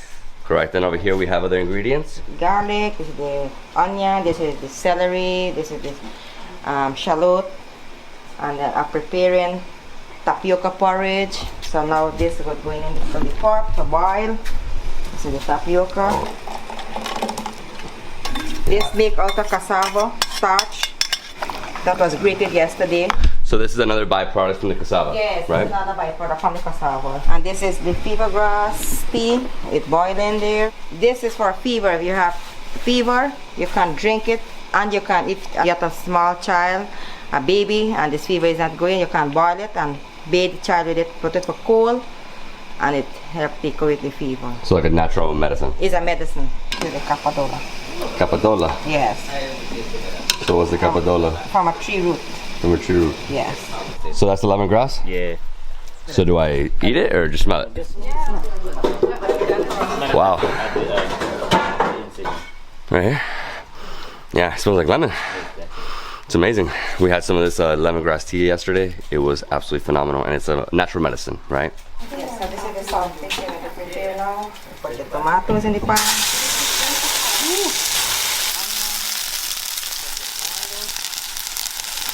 The tomato, onion, garlic, and then we got some shallot, so some green onions.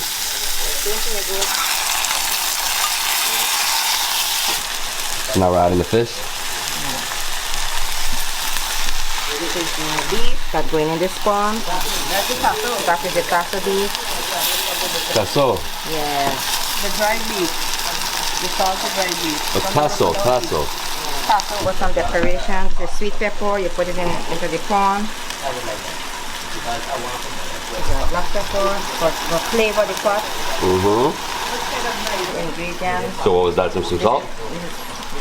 That is some salt. You add 2 cubes and some saltfish. 2 cubes? Yeah. Just keep moving it, right? You fry this until it's golden. Yeah. Almost like a stir fry of fish. This carrot into the tasso. Carrot going into any dishes you cook. You also throw carrot?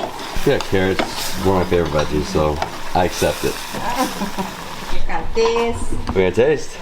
Yeah. If you want salt, if you want anything else, you can taste. I guess I'll just try a little piece right here. Oh, not too salty. No. Love the fish. Very buttery. If you want more salt, it's No, okay. it's perfect. It's perfect. So the tapioca is almost done. 15 minutes you boil it. Only 15 minutes. Yeah, it's okay then now. We're going to process to the bake. So we're almost done with the salt fish, and next comes the bake. So how do we cook the bake? You fry in the bake. So we're frying So you the bake. add oil in the pan.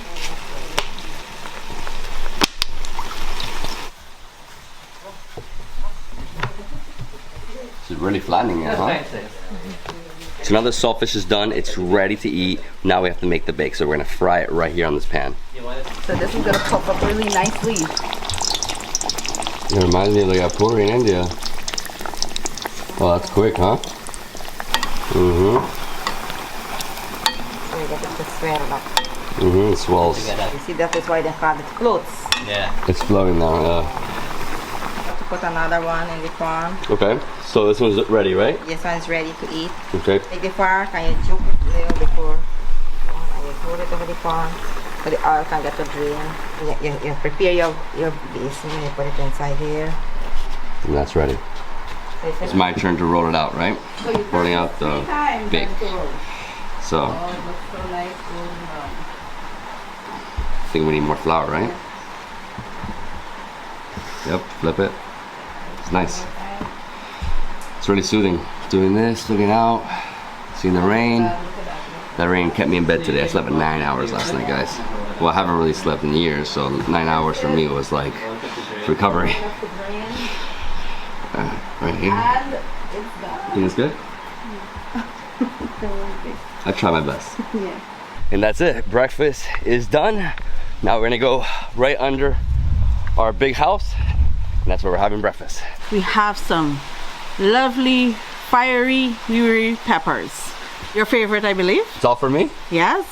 You remember yesterday when you were dunking these? So we thought what best than to put some of these on the table for you. Which is hotter, orange or red? Ah, I think it's the red ones. Oh, she's saying red, let's go red. That's really hot. But nice. Good burst. Lots of seeds. That's where the spice is. And everything here has wiri. No. The peppers usually kept separate in some cases because, you know, some people may not be able to take the heat of it. But most Guyanese will tell you that the meal is incomplete without some pepper. And it can be in this form, it can be grinded. In the Rupununi, they do a dry version. So there's so many parts of it, but Guyanese love pepper. Pepper. Yes. So what's the name of the vine here that I'm trying? Capadula in general is a vine. Or just say So capadula. Capadula. The capadula. So this is the vine. It's good. So this is really good for health, right? You usually use the capadula as a medicinal, for medicinal purpose rather. It helps it when you have back aches. You could strain a muscle in the back. It helps with that. it depends how you want to do it. Usually, what we do, we kind of open the bake, and then we put the saltfish inside in the middle as a filling, and then sandwich. take a nice bite. Yes. So you gotta do like this, right? Yeah, but don't separate it all the way. In the middle, at the top. Oh, it's talking like this. Yeah. You open a hole, right? Nice. Pocket. You would see one what's so good. Okay, so you're making a sandwich. Yes. So opening it up like that. Good. That's good. This is a different pepper. This is a pepper sauce. So generally what we would do, we would put the saltfish in the bake and then take some droplets of the pepper onto the saltfish. And that puts the pepper-y effect into it. So I'm gonna stuff it, right? Okay, here we go. Bacon saltfish. Fluffy, a little flaky. Very light on oil. I love the inside. So it's a mix of fish. Got some different vegetables in there. You got some onion. Forgot what else. Carrot she threw in there, right? Shallot. So I'm having mine a little bit different. So I'm not gonna put mine as a fill-in. I like to break my bread, so to speak, and dive in.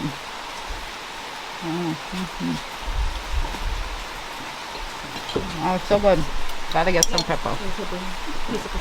The hard ones. Yeah. Is that spicy? Haven't tasted this pepper sauce yet, so not sure the heat level. Perfect. Not too hot. Beautiful flavor. Love it.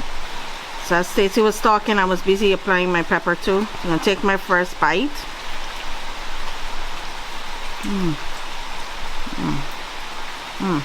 Really good bake. This is a traditional Guyanese breakfast. This is traditional. Yes. Bacon saltfish. This is the most traditional, right? I mean, this is like number one. Must try. So just like this, right? You can open it. You think it has more heat? I'll be the judge of that.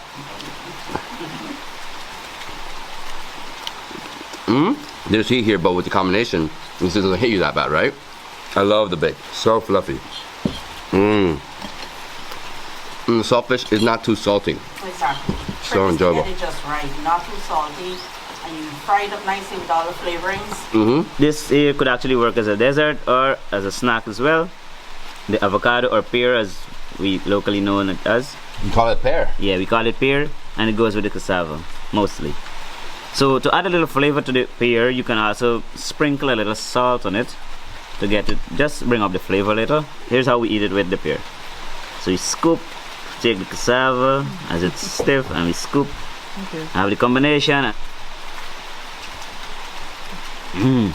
What a great combination. In America, we have something called avocado toast. This is avocado cassava toast.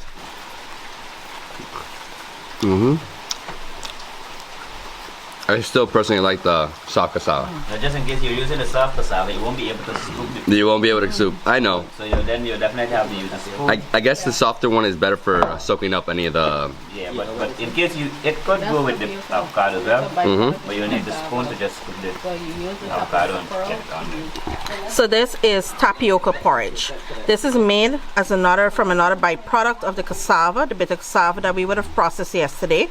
It's very popular in the Rupununi.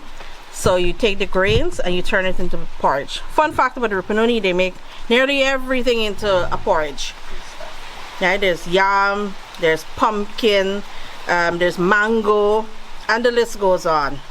Everything. But this, you have this for breakfast. You can add sugar, you can add milk, and in your case, we won't be adding any milk. Tapioca porridge. Oh, yes. So it's a little sweet. Oh, it almost feels like a jelly, this one, right? Yeah, because it's pearl, this tapioca pearl. Tapioca pearls. You okay? So if you have bubble tea, this is like the smaller version, right? It's tiny, tiny pearls. At the end, just drink. It's definitely filling. And we cannot leave the rest of the saltfish. Stacey, you want or you good? No, I'm good. You good? Yeah. I'm gonna stack mine. This is a big boy bacon saltfish. Look at that.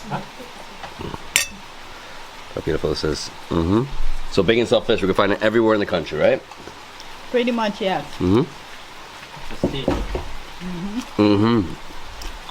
Yeah, I mean, for me, this reminds me the most of a puri in India. It's almost the same. Theirs is a little crispier, less doughy. But the same process. They put it into the fire, I mean the oil, you know, on a big pan. Usually it's a huge pan, like 100 of them, you know? Yeah.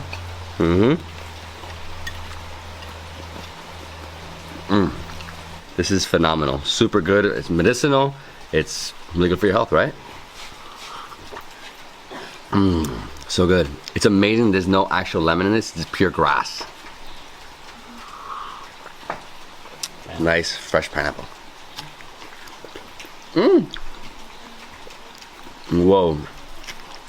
Guyana has the best pineapples. Let me tell you, hands down, right? I think so. This is a fact. Best pineapples in the world, Guyana. And this is everybody I've spoken to, especially in areas like this where it's grown organically, and in the Pomeroon, best Lake Mayan-style, best pineapples ever. Juicy. So juicy. So much moisture. Wow. And it's like vibrating. The variety of pineapple that is here presently that you're eating is the cheese pineapple. Other species, like the indigenous people, they would classify them differently as tiger head, patwa pine. Just the way it looks, right? Bush cow head. They have their traditional name. Now that we're done with breakfast, we're gonna go on a mini hike to see if we can see some birds, maybe some monkeys, hopefully some reptiles. We'll see, right? It's always hit or miss with wildlife. They have a nice trail over here to the right. So we're gonna go down. It's gonna be like a half-hour walk. We'll come back, relax for a little bit more, and then we're gonna have a bush cook. We're gonna make one more dish for lunch. All right? The camp. It was originally designed as was used yesterday to do cassava processing.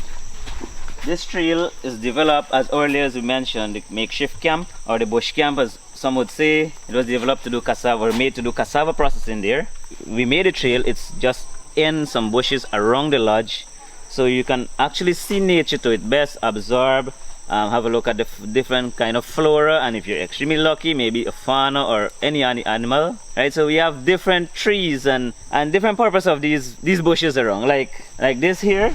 This is the cookrit. The leaves is used to make the thatch roof of these bush camps, right? And even this, look at this here.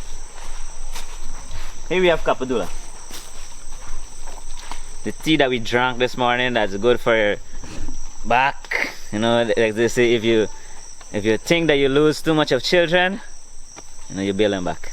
So we just came from this trail. As you can see, it goes in a big circle, and right there we have the lodge. And then if you go this way, you go straight to the savannah, and then through that savannah area you get to the village. Nice. And what I like about this is not too many mosquitoes. Obviously very wet. It rained for like 9 hours, literally the whole night, plus a little bit of the morning. It's beautiful here. I mean, all you're hearing is nature, right? And if you want to, you guys can go bird watching. Of course, it's another thing they offer. You can do that early morning. I'm not really a bird watcher, so I'll skip that activity. But I'm sure a lot of you guys like bird watching, so you come here for that. Where are you going? The matapi, right? The matapi that the females used yesterday to extract the juice from the cassava, the grated cassava. That piece of equipment is made from this. And this is the name? Mokro. The name of this plant or this mokro. It'll be much more long, like, you know, long as the matapi or even longer. And we cut it. Shred it. Then we bust it. It usually happens with a knife. So we bust it in half. Then we bust it again. You notice there's a white inside, or the flesh or the meat that we would say. So you hold it like this.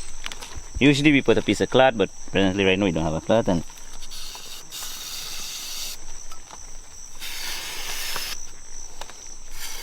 now this part here, this is what we use to do the knitting. This is it. It's green in color, but when it's quail and get old, it turns brown. So this is actually the thing that making the... You weave into the yeah, you weave. This is actually the material that you weave. Yeah. And right here we made to the savannah. So if you guys don't know the difference, savannah is just like open field grassland. Over here we have the forest, lots of trees, a lot more animals over there, right? This trail is leading to the village, the trail on the left. And this one here is leading into the back dam. You know, the loggers go and so forth. Like deers. Years ago wild hogging through here? Not. No. Sometimes from time to time, but it takes like 1 in every 3 years to... Yeah, this one here is just mainly deer you would find in this savannah. Foxes. And foxes, yeah, deer and savannah fox. And you could find the agouti or akuri, the red rabbit. The rabbit there. Oh yes, get agouti here. Yeah. Alright, yeah. And this is the end of our, you know, little walk. We're gonna go back now and go for lunch. Yeah, so along this trail you won't really see a lot of animals, mainly because people traverse it every single day. As well as we have motorcycles and tractors, you know, kind of noise. Mm-hmm. But they're out there just scared to come closer. Yeah. I love this, guys. It is so peaceful, so relaxing. If you just stand still for a second, what do you hear? Just birds and insects. The redfoot and the yellowfoot tortoise are here, but to see that, you literally have to go in and start pulling out the bushes. Really impossible. That's really what I wanted to see though. Well, David, here we are back at the lodge after the small hiking. All right, so we have about a half hour. Relax. I'm gonna hang out in the hammock right now. Damn, it got hot, huh? Sun came out. Take off my shoes.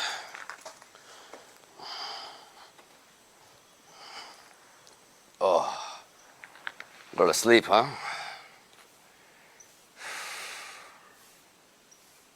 All right, nap is over. Let's go make some food. I just crashed for about 30 minutes on this hammock. Oof, I feel great, I feel alive. All right, bush cook. Like that. And there we have the water inside. It's amazing, look at that. Look how much there is. This is an amazing coconut. I love this one. So in order to get the coconut to utilize it to make the cook up today, we'll have to get it in a more finer form. We have to grate it out of this shell using this sit-down grater. The sit-down grater. It have what we call teeth or sharp edges. I will be converting the nut into this form. Okay. And here we're using a scraping technique, starting from the outer circle of the coconut while we work toward going inwards. And the next thing, while doing it, after every grate or scrape or whatever you want to say, you make a turn like this, and we turn the coconut, turn again. Easy access. And that's it. That's it. The next thing we have to do is we have to add water. Yeah, it's like a washing process. So we're gonna wash this out, wash the milk out of it. Got it. Yeah. And then that goes in with the rice. And then we throw the milk into the rice and then we gotta cook up along with peas and other ingredients. Amazing. So we're gonna do the cook-up rice right here, right? So we're gonna start a fire now. Okay. Just put all this in. You put it too much, put it wood. Cover it down too much.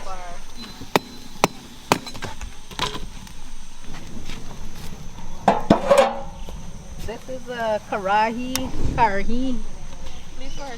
cooking pot, and this is where the cook-up magic is gonna happen.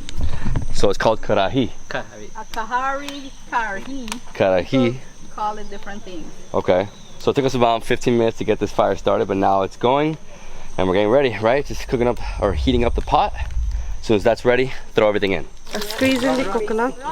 Okay, so let the cream come out more. Forget the cream. So you just added water? Yeah, add water. And that was it? Yeah. So they're making the coconut milk. Yeah. Just gonna squeeze it a number of times until it's as creamy as possible. Then she's gonna strain it, and that's what we're gonna use. Alright, so what are you doing next? This is local green seasoning that we made with onion, garlic, shallot, that we blend together. This is the beef. You're adding beef? You adding beef.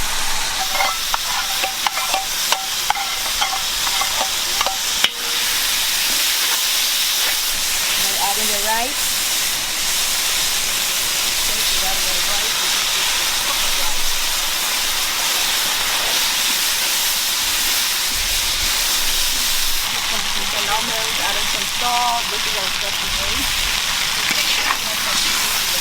This is the cube. You mash it. But you never mash that. You can put a little bit of pepper. A must in every cook-up. We gotta put our pepper, and when it just boils, it just bursts, and all that delicious flavor comes out into the rice. This is the black pepper. You add to flavor the pot. So we're just turning that up, and then we're gonna throw in the black rice. It is a cook-up, so you don't use a bush cook. Now you're trying, this is the red peas. You go into the cook-up.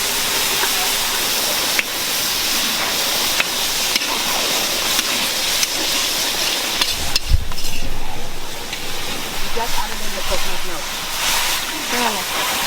That's gonna just be absorbed into the rice, giving it that rich cook-up flavor that we all know and love. See pepper and the onion. Put it in circle. That is the celery. You leave it to boil and simmer. So it needs to simmer? Yeah. Okay, so Mary, so where are we at now in the process? I mean, we've added all the ingredients? Yes, all the ingredients are. And now it just simmers for how long? When it dry right down, simmer down. So have to dry. All the milk, all this water have to boil down. Okay. Yes. Well, guys, you can see black-eyed peas. You have pieces of beef in there, the wiri. And this is too hot. Okay, let's get out of here. Alright, I'm so hot that I have to pour water over my head. Oh, it's ice cold from the river. Oh. Alright, I'm alive now. My gosh, I was melting. Yeah, so now we're just waiting for this to simmer down, right? It's intense. The heat with the sun, I'm just sweltering right now. It smells so good. The aroma, the wiri, coconut. That's my favorite part about this. Coconut rice cook-up. This is the hachibana, or the wild plantain leaf, and we're going to be using it as a tablecloth today. And we'll be serving our meal on it too.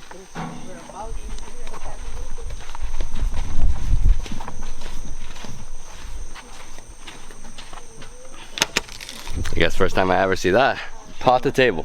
Literally pot on the table. This is really amazing. We're going to be serving the cook-up onto a plantain leaf, right?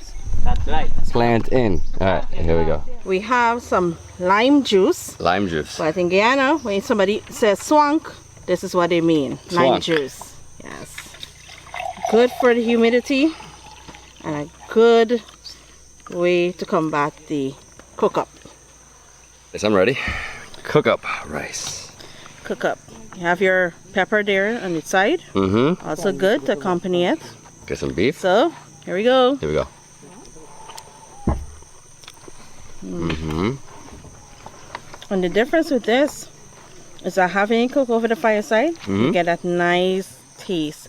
It should be different than if you cooked it on the regular stove, Yeah, you get gas stove. a little bit more smoky, right? Yes. And then you also have the coconut. Yeah.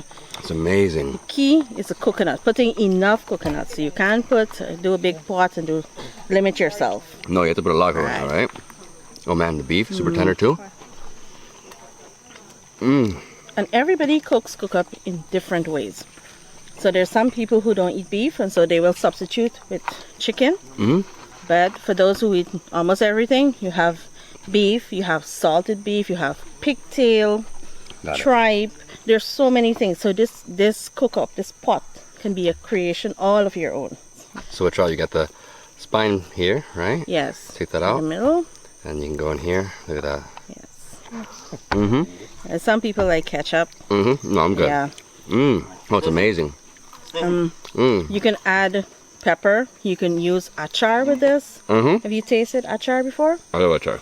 Okay. Achar Achar's also pickles. is a good accompaniment to it. So I know you've been popping a lot of peppers recently. Yeah, you know, I'll pop another one. Is that what you wanted me to do? Is that what you wanted me to Everybody do? wants to know you're going to carry down all these peppers. Inside my organs. I'll go get it. I'll get it. Oh, wow. That was another spicy one. Really good. Amazing. Really good. Well, you know, the locals will say after this, you've had cook-up, you've had some swang. That's a recipe for, you know what? Deep sleep. Deep sleep? Deep sleep. I thought you were going to say something else. No. Yes. Oh, the meat. Really well So done. tender, yeah. What's amazing is that everything here is organic. Yes. From the land, right? Yes. One of the things that we really focus on in destinations is making sure that they utilize all the produce from the communities in their foods as much as possible. And if not found in their communities, at least it's found in Georgetown or somewhere close to them. So still works just as well. Guyanese. Yes.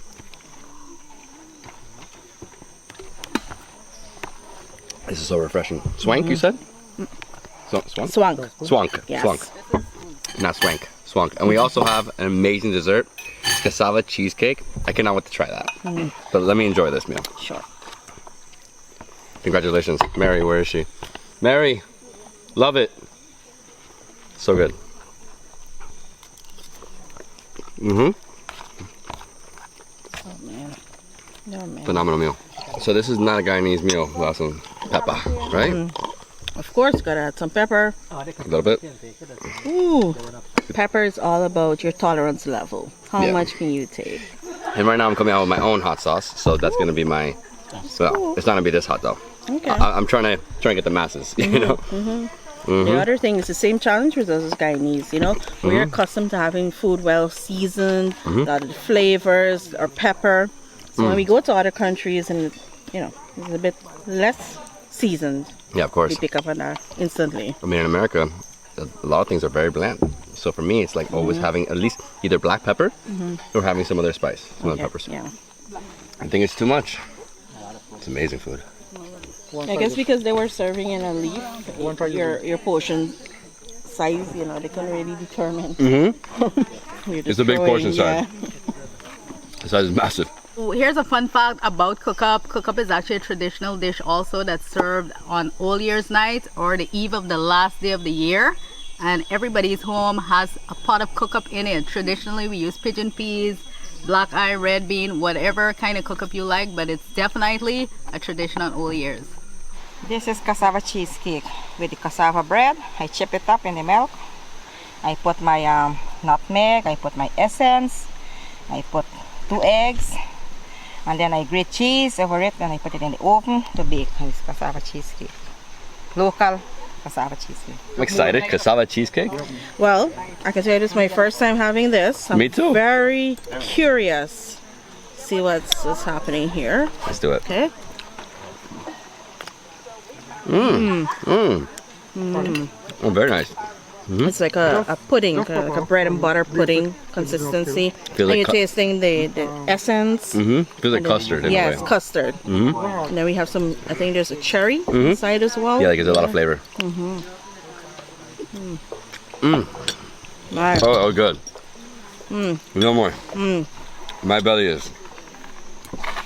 Between the cook-up, the swang, And this. Oh man. I know. We've had a culinary feast for lunch. I don't I'm know if we done. can move after this. Yeah, we have to get going. So we are a little behind. So we're now going to get onto the boat and then go straight out about 2 hours. Yes. I'm excited. Hopefully we see some monkeys.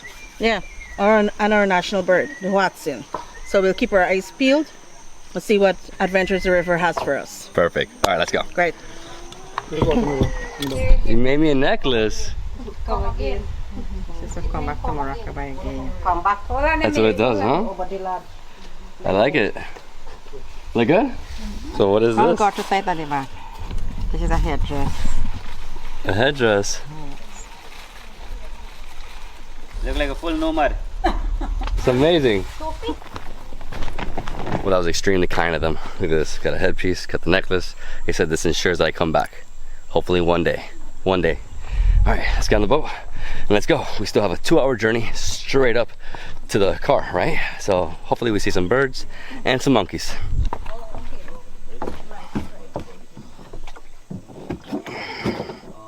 Wow, this man gets so much tree now. You good? Yeah. Thank you. Bye. See you guys later. We're going to rest now. From the resort to the village takes around 15 minutes on this small boat through this very shallow creek. Lots of trees. We have to go really slow because it does go in like left, right. I mean, lots of different, and then lots of trees like this hits you, all right?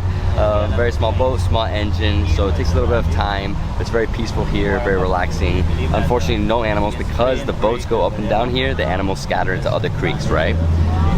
In the water. So the black water. Look how dark this water is. Black water. But it's actually clear. I know it's clear there, but gotta be careful. Anaconda, huh? Huh? Anaconda. And black diamonds. Woo! It's starting to rain. It's the hardest part about being in the rainforest. It rains a lot. It's good. It's good. Yeah, we're about to switch boats right now. Captain. Yep. How you doing? Good. Thank you. All right, here we go. 2 hours. Let's go.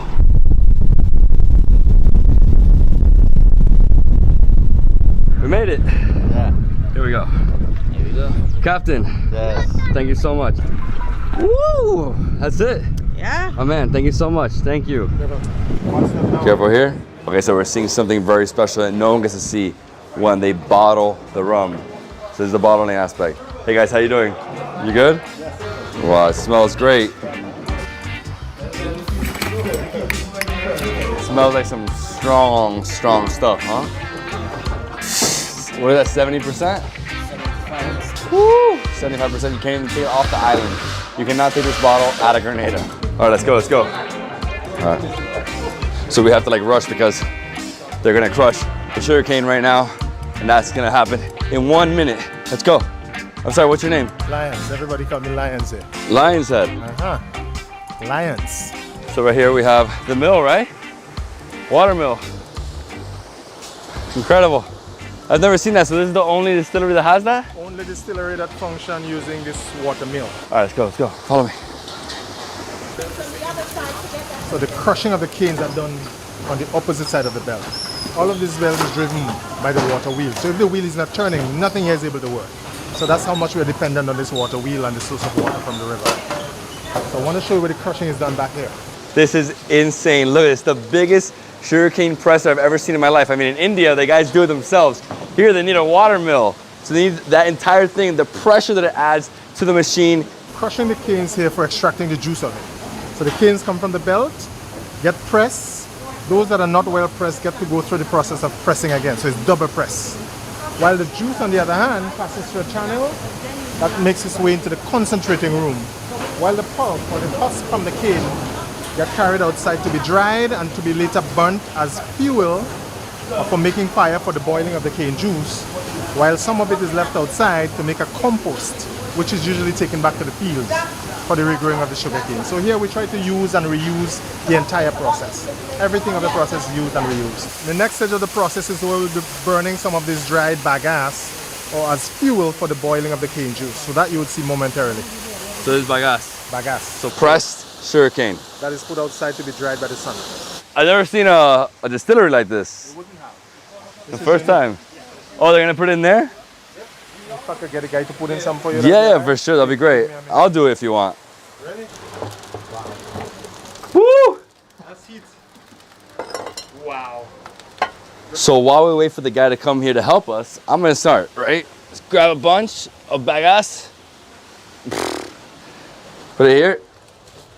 Get some more. Hold on, guys. No? Oh, man. And then get this.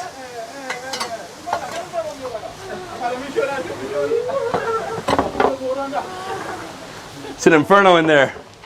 Good Lord, I hope I don't burn myself. It's like 1,000 degrees. Oh, the smoke. It's hot. So that goes up and it helps. So it's for the boiling of the cane juice. All right, let's go.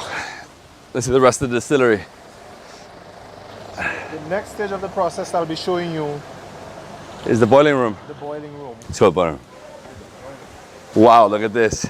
Huge pots. Massive. So this is the boiling room. So the cane juice we're extracting get collected and boiled in these big pots. But of course it has to be transferred from one pot to the next by hand. And that is what the guy is actually doing. He's moving the juice from one pot to the next. And as such, the juice gets gradually heated by going from one to the next. So what we just did, we boiled the cane juice. We made it sweeter and a little bit thicker by concentrating it. The juice was sent to cool in this tank overnight. And from this holding tank, we use a submergible pump. So this concentrated juice has to be sent into the fermentation tanks now. So the next stage of the process I'll show you is the juice that are left to ferment naturally for the next 8 days. And now we're fermenting using these concrete tanks compared to the wooden vats that we used before. So that's the old school style? This is new. Right. So these are our fermentation tanks. You're going to get to see some of the juice that are left there to ferment naturally. Let's go. I want to show you this. Let's go. It smells intense. Most active. Oh my gosh. Look at that. These are the advanced stage of fermentation. So these are more advanced to what you're going to get to see on the other side. Where it's a little bit younger and it's more active. It's thicker. That fermentation, you can smell it. It's like you're getting drunk just walking through here.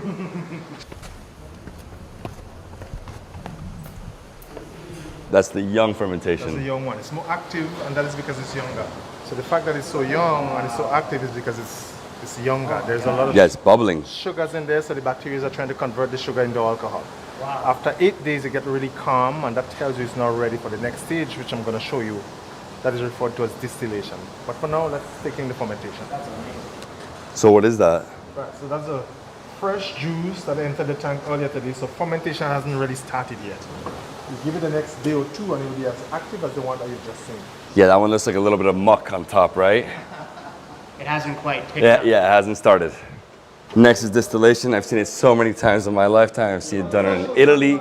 We make grappa. I've seen it done in Albania. At Turtle Farm, Albania, we make raki. The whole process is pretty cool.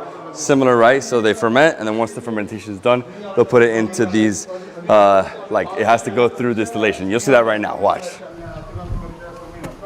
So the fermented juice that you have just seen, that is where you get distilled. So these are the equipments we use, where we have the kettle and the wood fire and the filters, and we have the condensing coil that is underneath the water.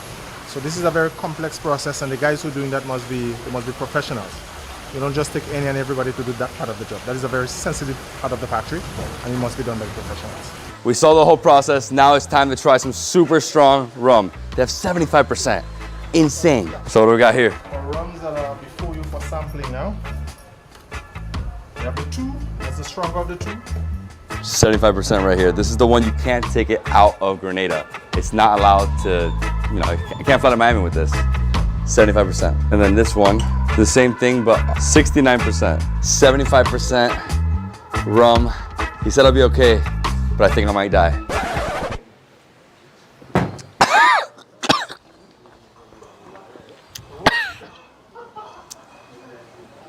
Why? I've never had a drink this strong. Never. Gives you fire breath. My man, thank you so much for the tour. Very, very well. We learned so much. And if you want to do this tour, it's a 5 EC, which is like 2 US, plus it's a 250 EC for that shot. right, for the tasting. All right, let's go to the next spot. Got the whole experience. It's a beautiful time of year to be here This is because nice. Wow, yeah. these trees, these are called Madre de Cacao or Mother of Cacao trees. So if you guys don't know, here in southern Belize, they produce some of the best cacao on planet Earth in terms of quality. So what are we doing here today? Welcome to our cacao farm. Over 3,000 trees on a 10-acre plot. Yeah. And Well, two types of trees. Look at these trees. Wow. Cereal chocolate, this is where it all begins, guys, right here. So this one that you're looking at right here, the red one, this is Forastero Cacao. This variety is not a fine flavor variety. It is more bitter in flavor. This is the variety you find mostly in West Africa. Yeah, I was gonna say, this is the one I saw in West Africa. So this variety is fine for making milk chocolate, but it's quite bitter for making dark chocolate. So they do have some of that on this farm, but in Belize we're mostly growing these green varieties. The green cacao is called Criollo cacao. This is an heirloom variety. This is a fine flavored cacao, and it's considered to have the best flavor profile of all three cacao varieties. Now there are a lot of different hybrids and cultivars of cacao today, but Criollo cacao and Trinitario cacao, those are the fine flavored ones. That's what we mostly grow in Belize. The red one I see here, this is what I saw in Ghana. So they always have the red, right? This is more West bitter. Africa, more bitter. Yeah. Good for milk chocolate. And then the bottom ones here, are these dead? Yes, you They're see dead. the hole there? Yeah. That is where a woodpecker came A and pecked a woodpecker. hole in it and ruined it for us. So a woodpecker destroyed this one. Yes. Because this is an organic farm, there's no pesticides, right? So they're not trying to fend off all those, you know, birds, squirrels, raccoons, etc. Wow, so many trees. 3,000 trees. Oh, it's super muddy, huh? Same type of fruit. Same time. Green fruit. Red fruit. Ripe fruits. Some of them will be ripe. Some of them are not ripe. But there are different seeds. There's a ripe one here. That's ripe? A ripe one right here. Started out green, then it turns to yellow color. That's when they're ripe and ready. That's when we harvest. So this is the green one, it turns yellow when it's ripe. That's right. It's good. The woodpecker just attacked this pod. Yes. You can see right there, like drilled a hole in there. You can see the flesh in there. See the nice little cacao flesh. So you'll get a nice lead in there, and then we can open it. Look at these red ones. Super nice. Ripe, though. They're not ripe. No, they turn yellow and orange when they're ripe. So they turn orange and yellow when they're ripe. And over here we have more green ones. Oh yeah, look at that one. So this is considered also, along with Criollo, this Trinitario variety is the second fine flavor variety. So that's what we want to use for really high quality dark chocolate. And that's what we're famous for in Belize, is these high quality beans that make fine flavored dark chocolate. So here we have the Criollo variety. So the way you pick this is that you don't rip it off, you twist it just like this. Right? Easy. Sometimes when I shake these, you feel it. Other ones you don't. And then he breaks it open. Thank you. Up this fruit right here, and this is how we open them up. No other tool except a clap. And we just tuck them in the middle, rotate a bit, and then they break open. This is the starting of chocolate right here. Oh, right there. That's where chocolate is done. This is it. Ah, done. Yeah. Mm-hmm. Mm. It's good stuff, right? Very fruity. It's sweet. Sweet. Fruity. Mm. Nice flesh. That's what it is. Very nice flesh. Mm. Did you break through? You can do it if you like to, but it won't be tasty, you know. No, once it gets to the bean. But it'll be healthy. Once you get to the bean, it's very bitter. Mm-hmm. It'll be bitter, but not super bitter. But I like the flesh. Yes, the flesh tastes like banana. Mm-hmm. Exactly. Mangoish. It has a weird chocolate flavor in there. Different types of flavor. That's what it is. Eat the whole thing. Go ahead. Go for it. It is unique. Mm-hmm. Do your thing, man. It's lychee. Bite through the whole thing. So this is what you're eating. What's the seed? That's the inside of the seeds. What's this here? You have to ferment, dry, roast, And then eventually you get to the chocolate making, right? That's right. You grind it after you do the roasting. Once the cacao beans are roasted, then they have to be de-shelled. The shells are removed off each seed, and then that gets ground with sugar and other things to make a chocolate bar.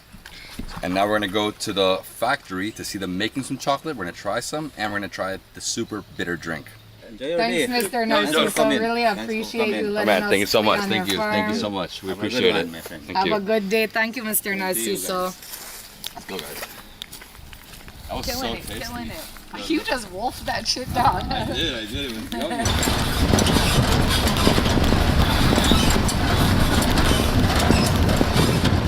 This is Southern Belize.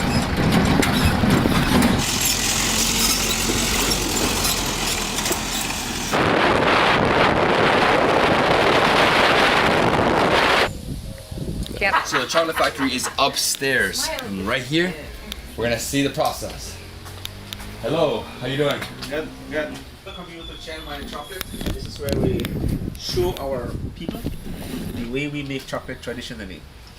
No machine involved, everything is done by hand, from the farm to the bean and the bean to the chocolate in your hand. So I will ask my assistant, Roberto Pop, to do this for you, to show you how it's done, and after he's done, then I'll show you the other portion that we do. So Roberto, please join us as we show our good people here how we make chocolate traditionally. And are these chocolate nibs or cacao nibs? Yes. Cacao nibs. So these are cacao nibs. So this is after roasting. So these ones have been roasted here on the open fire. So these are all roasted cacao beans, and as you can see here, it's still pretty much with the shell. So these are roasted cacao beans with the shell. So what we do is we need to roast them, and how we get to this form is really that. So you can see here what we can do is. So you open them up? Yeah, we can crack open the shell. You can really see there's a thin layer of shell on there. Mm-hmm. And is this edible? I mean, it is. Yeah, but it is. Yeah. Is it tasty? It's dark. It's dark chocolate. Yeah. It's like 100%, right? Yeah, you can go ahead. Yeah, you can try it. Yeah. So you can see this the bean without the shell. Mm-hmm. So if we do this now, you have roasted cacao nibs. So these are now cacao nibs without the shells. This is what we will be using now to make our chocolate. So we're gonna make chocolate. So I'm gonna try it. There. Yeah, you can taste it. Yeah. So 100%. Yeah, that's 100%. Is it the most bitter you can get? Yeah. But also the healthiest. Yeah, so that's really healthy as it is. Yeah. So we have added some cacao nibs. So let's make chocolate.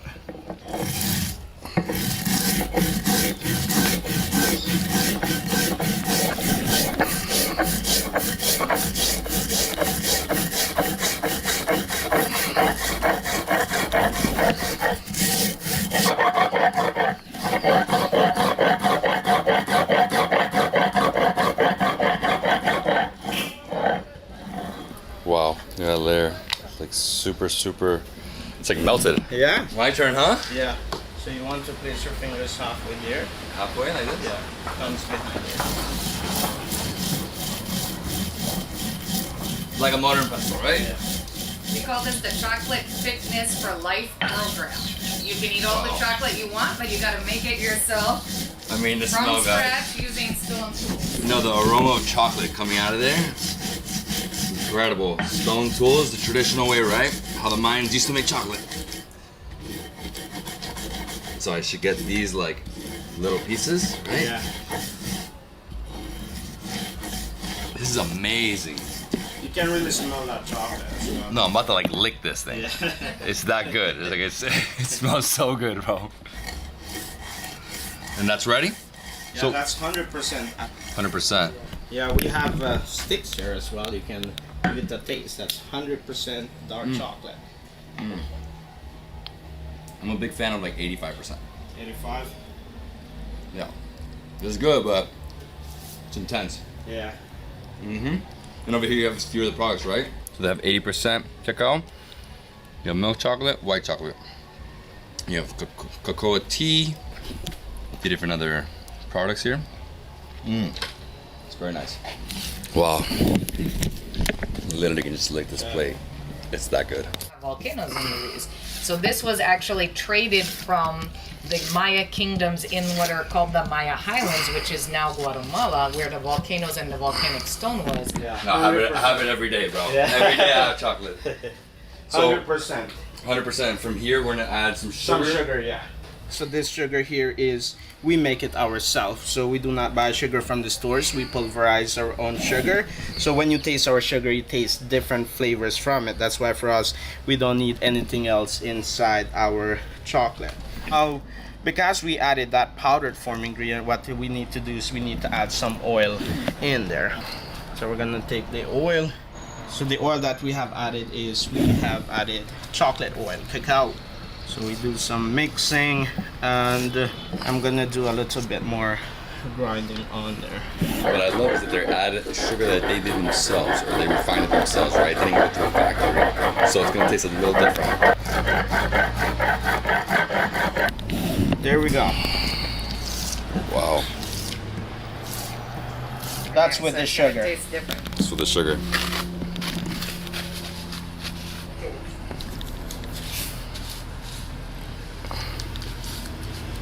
It's good. It's better. I like it better this way. Of course, we always need a little bit of sugar. That's why I said like 85% is good. 100% is a little too intense for me. Too dark, yeah. But it's healthy. Put this all in a cup for me, man. Yeah.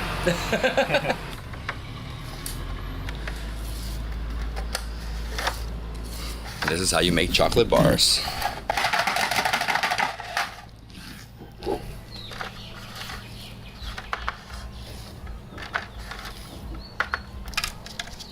Oh, you had some notes. And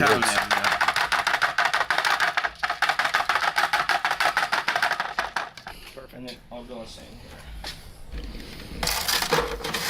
So you place the cacao into the freezer. 10 minutes later, it's ready, and then we have chocolate bars. The chili chocolate is not something that is common that most people love. It's because they don't really understand what chili tastes like in chocolate. But this is how the Maya people have it. This is how they enjoy it all the time. Most of the time, the chili is drunk by these special like royalty in the Mayan society. So they love the chili dark chocolate. These are just some of the infused alcoholic beverages that we make for people that they want to do chocolate in a cocktail form. You said alcohol? We're gonna go ahead and taste it later, but for now, let us do the traditional Maya drink. This is how we do it ourselves. We've shown you how the chocolate are mixed inside when they're grinding it, putting all the other ingredients except no sugar. Alright? So now what we're going to do is we're going to use hot water, already pre-made some, and we're going to put it in here. But the water has to be very hot, otherwise the oil inside the drink will not be mixing. So now we've got our hot water in there. Again, this is our dish, the calabash. We don't have this expensive porcelain. The Mayans don't know about that. All we know about is trees and wild stuff. Basically, this is a calabash. It grows on a tree and it becomes a fruit. So we split it in half and we made a cup from it. Alright, this is what the Maya people use. And then we carve our spoons out of pieces of wood. As you can see, we have our traditional grounded chocolate already made. So we're just going to scoop out some, right? And we're going to put it in there, which is probably all we need because this is high powered drink. And then you mix, see? Then you mix it until it starts to kind of like a froth. And that's where the flavor is, because what we're trying to get at was trying to get the oil along with the solids to mix quite nicely with the water, so it mixes and tastes what it should taste like. All right, so we keep going, we don't stop. Okay. All right, so now it's basically mixed. We add spices. No sugar. This is how the Maya people always have it. So I'd say this is like a hot chocolate, but with no sugar. No sugar. That's it. But there are spices in there that gives that added flavor that you'll not find in regular hot chocolate. It's actually, it's not as bitter as I thought it was going to be, but it's nice. I'll have more. Let's do it. You can add some rum into this if you want. Yes, we can add rum a little later.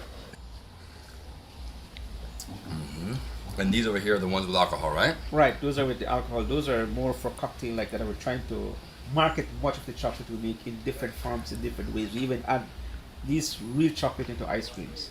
But this is just a traditional yet. We're gonna go to that a little later. I like this though. Yeah, this is very enjoyable.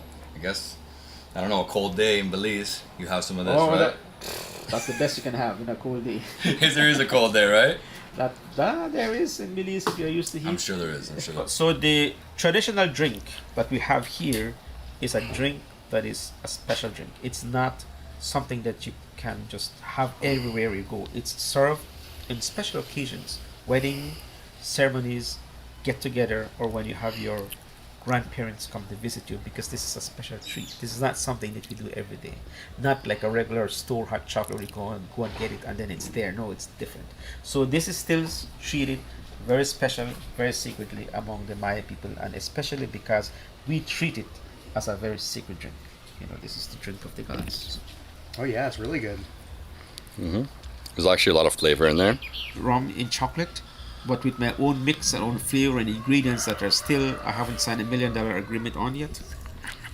But this is what it is. So we call it Julio's chocolate teeny. It's similar to that of a chocolate martini, but a lot more better, right? We're gonna give you a taste and look how thick it is. See,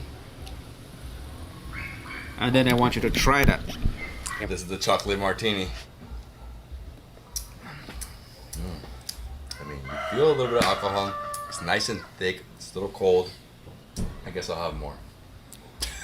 we can pour more if you want. Yeah, it's a little more, a little more. Is that okay? That's fine. It's so tasty. Now, but the chocolate, wow, that's good stuff. Very nice flavor. Oh my gosh, it's like the ultimate Baileys, man. Not yet. We're going to get to that yet. Oh, you're gonna get that? Oh, that's another one. Yeah.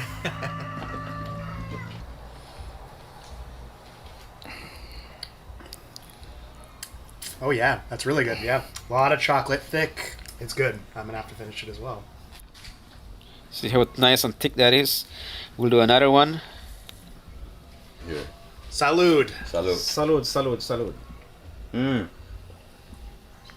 I love the temperature, right? Nice and cold. You've had this, right? It's like a... No? Yeah. It has a much more like a milk chocolatey taste, that one.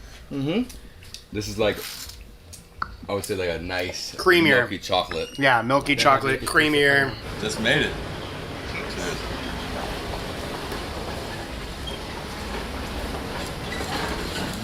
Breakfast of champions. 100%.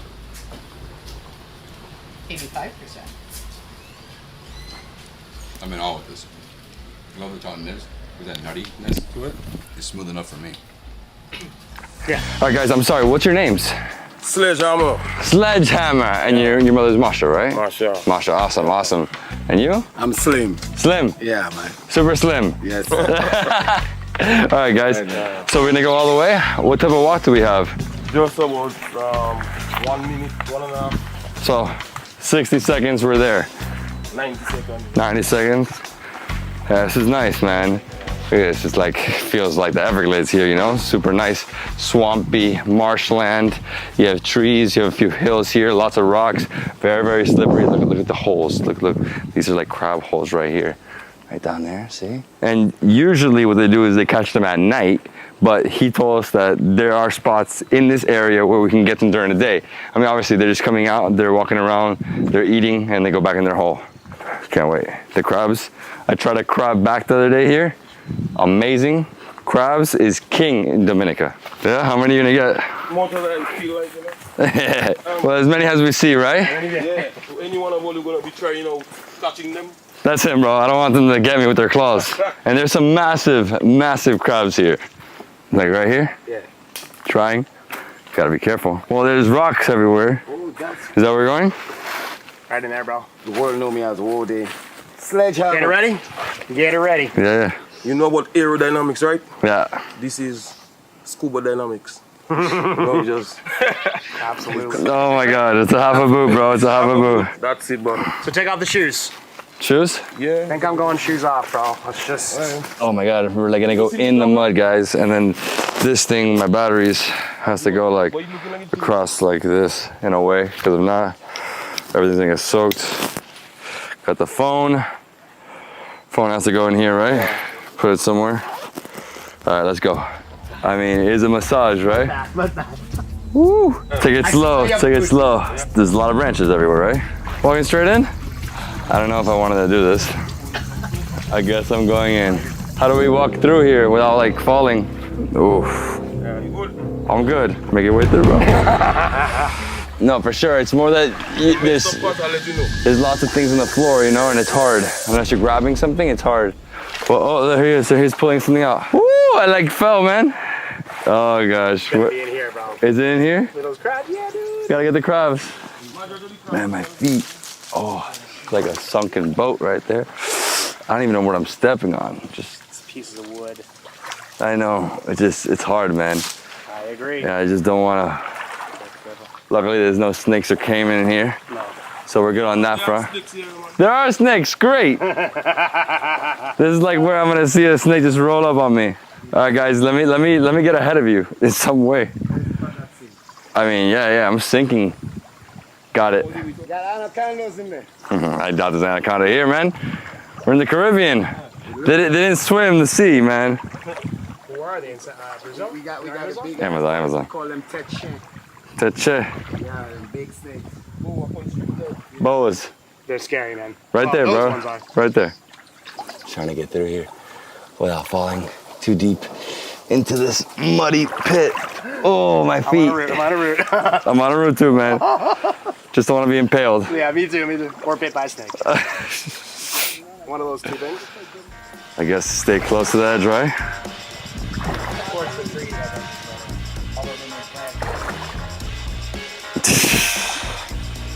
Oh my gosh. This is no joke, guys. Getting through this swampland is not easy. Definitely, if you're gonna do this, bring some boots, right? Some big, huge boots. Oof. Oh, I gotta grab something. It's shallow, but it's too many branches, man. There he going, he's running. Freaking like Bear Grylls in here, right? Yep. One inside, got it. You got it? Look at the crab. Let me get there. Ooh. Damn, guys, there's no way for me to catch up. I want to see this. All right, so I'm trying my best to get through this crazy marshland, but everywhere you step is a branch. So you gotta be really, really careful. It's like, oh. Got any more crabs? You guys find anything? All that? How many you get already? Ooh, I just.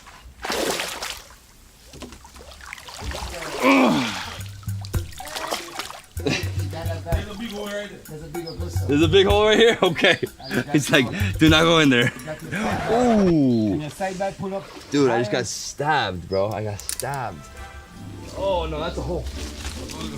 That is a hole. Dude, these little branches saving my life. Tiny branches. Holding me in place. Oh my gosh, I'm like sinking here. Shit. How you doing? Yeah. Oh, that's a big boy. That's a big boy. That's a big one. I'm almost there, guys. Wow, look, he's sticking his hand into this tree, trying to get a crab.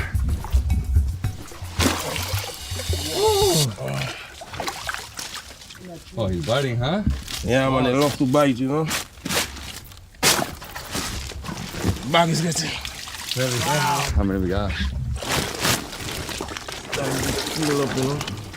Filling up. Oh, look how big they are. How many crabs we got? Well, we got about 15 crabs right now. Dude, he's doing it so fast. Just finding them. I rally right through here. That one hurt you? Dude, my legs. Help me. You good? Yeah. You okay? You don't look okay. I'm good. Another one? Oh, he took your finger. Damn, he bit hard. Wow. He like, his claw grabbed so hard onto his finger that the claw fell. Big boy. Big boy. Woo. Big boy. Crab hunting in Dominica. Woo. You got there. Big boy. Hey, you okay? Yeah, bro. I'm just going around. There's no joke. Bear Grylls? Nah, we got Mike Corey up in this place. Fearless and Far. What do you know about this? swamp collab. Oh. Everglades, furthest and far, man. Okay, some swamp fruit, bro. Swamp fruit. Here we go. Check that out. There you go. Do this? Yeah. Look at that. That's a big, oh man. That's such a car. Look at that. Can't do anything. Can't deny. Whoop, whoop, whoop, whoop. Whoop, whoop, whoop, whoop, whoop. Whoop, whoop, whoop, whoop, whoop. Whoop, whoop, whoop. Too big. It's too big. This one, see, I'm grabbing the little one. Is the, see the little one, but this one, he can't hold me.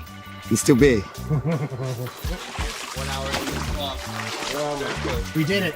Ooh, my feet. Careful those fire ants. That's the thing is you can't really touch the branches. Full of fire ants. Look at this. Look at all the branches in here. Be really careful. There's other ways. No, there's other ways, but we didn't do it. We didn't have boots. We went hard. We went hard. We went hard, you know, man. We're going through here. With Mother Nature.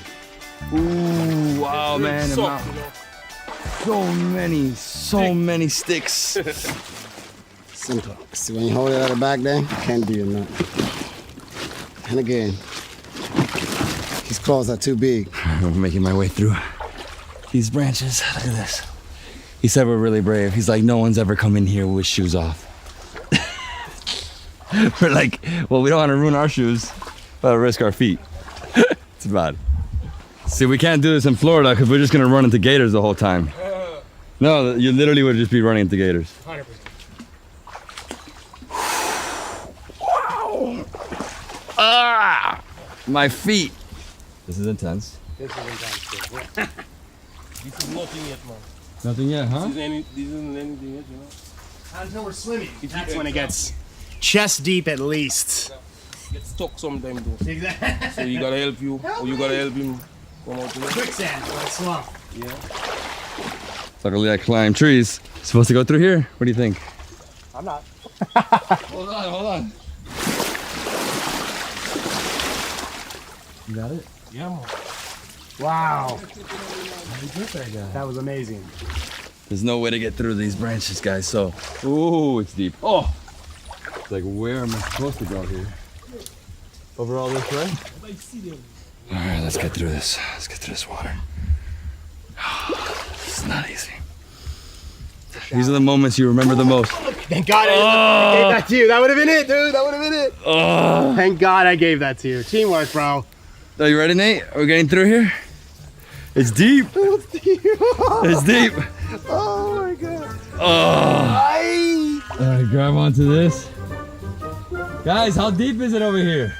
It's not deep, but It sinks. It's like literally messed up my foot. bro. Yeah, so It's we're gonna trying be the to stay on the edges here, right? So you stay on the edge as close to the trees as possible. There's just gonna be the most shallow. Right here, right? Slow. I'm good, bro.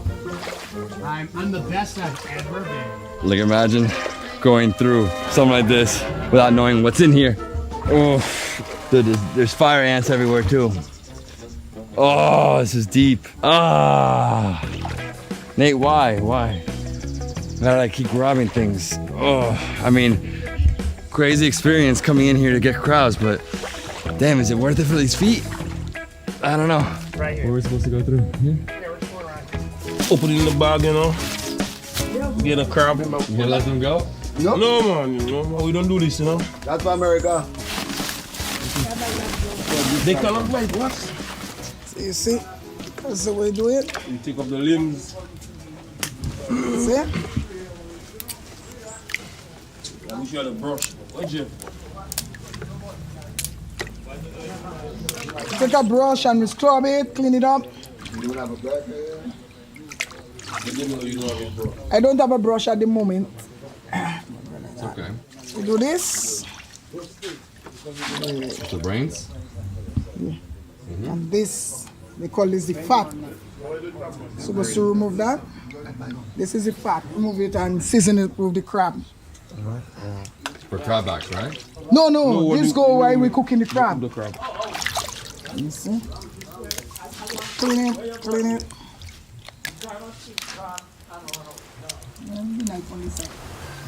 Alright, so after that incredible crab hunt, we have this beautiful beach. Look at this purple turtle beach.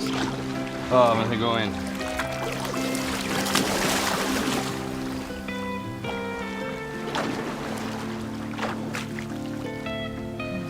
Oh, Amazing. This is Dominica. Wow. So I'm here with Masha, and she just cleaned the crab, and now she put it all into the pot. A few different ingredients. We have the claws, we have the muscle, the meat, everything in there, right? So now this is gonna boil for a little while. Yeah, we're gonna do some curry crab. Curry crab. So that's the curry. Okay. Wow, look at that, curry crab.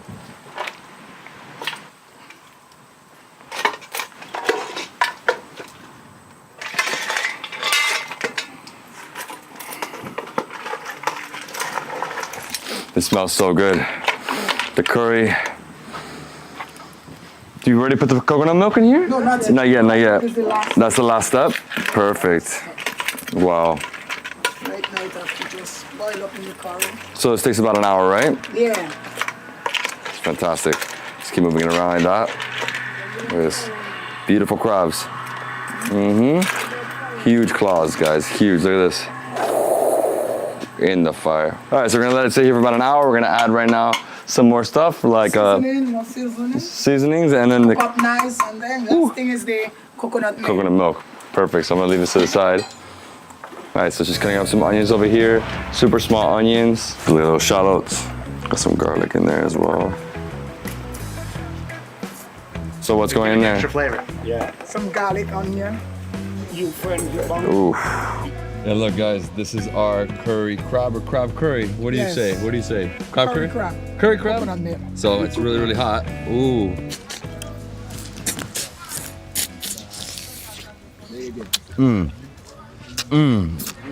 It's amazing. Look here. Look what he's doing here. Wow. Just diving in, huh? And we caught this today, huh? But I can't eat it, you know. My man here, the crab whisperer, can't eat the crab. I can only catch the crab, I can't eat it, you know. Why? My lips get swollen, you know. Hey, big man. As you know. It was awesome. We're on a leaf like this. Yeah, you break on yourself. Wow.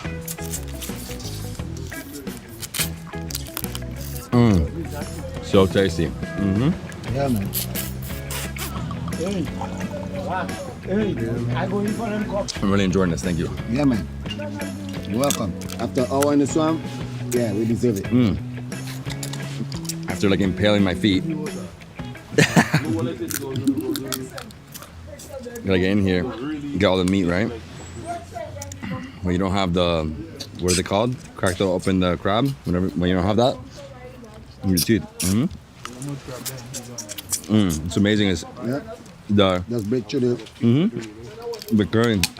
The curry. Crack it open. You get the coconut milk. Coconut milk. You taste it. Curry. So good. And we eating it the raw way. We don't have nothing to break the shell, just our teeth. Just our teeth. Like that.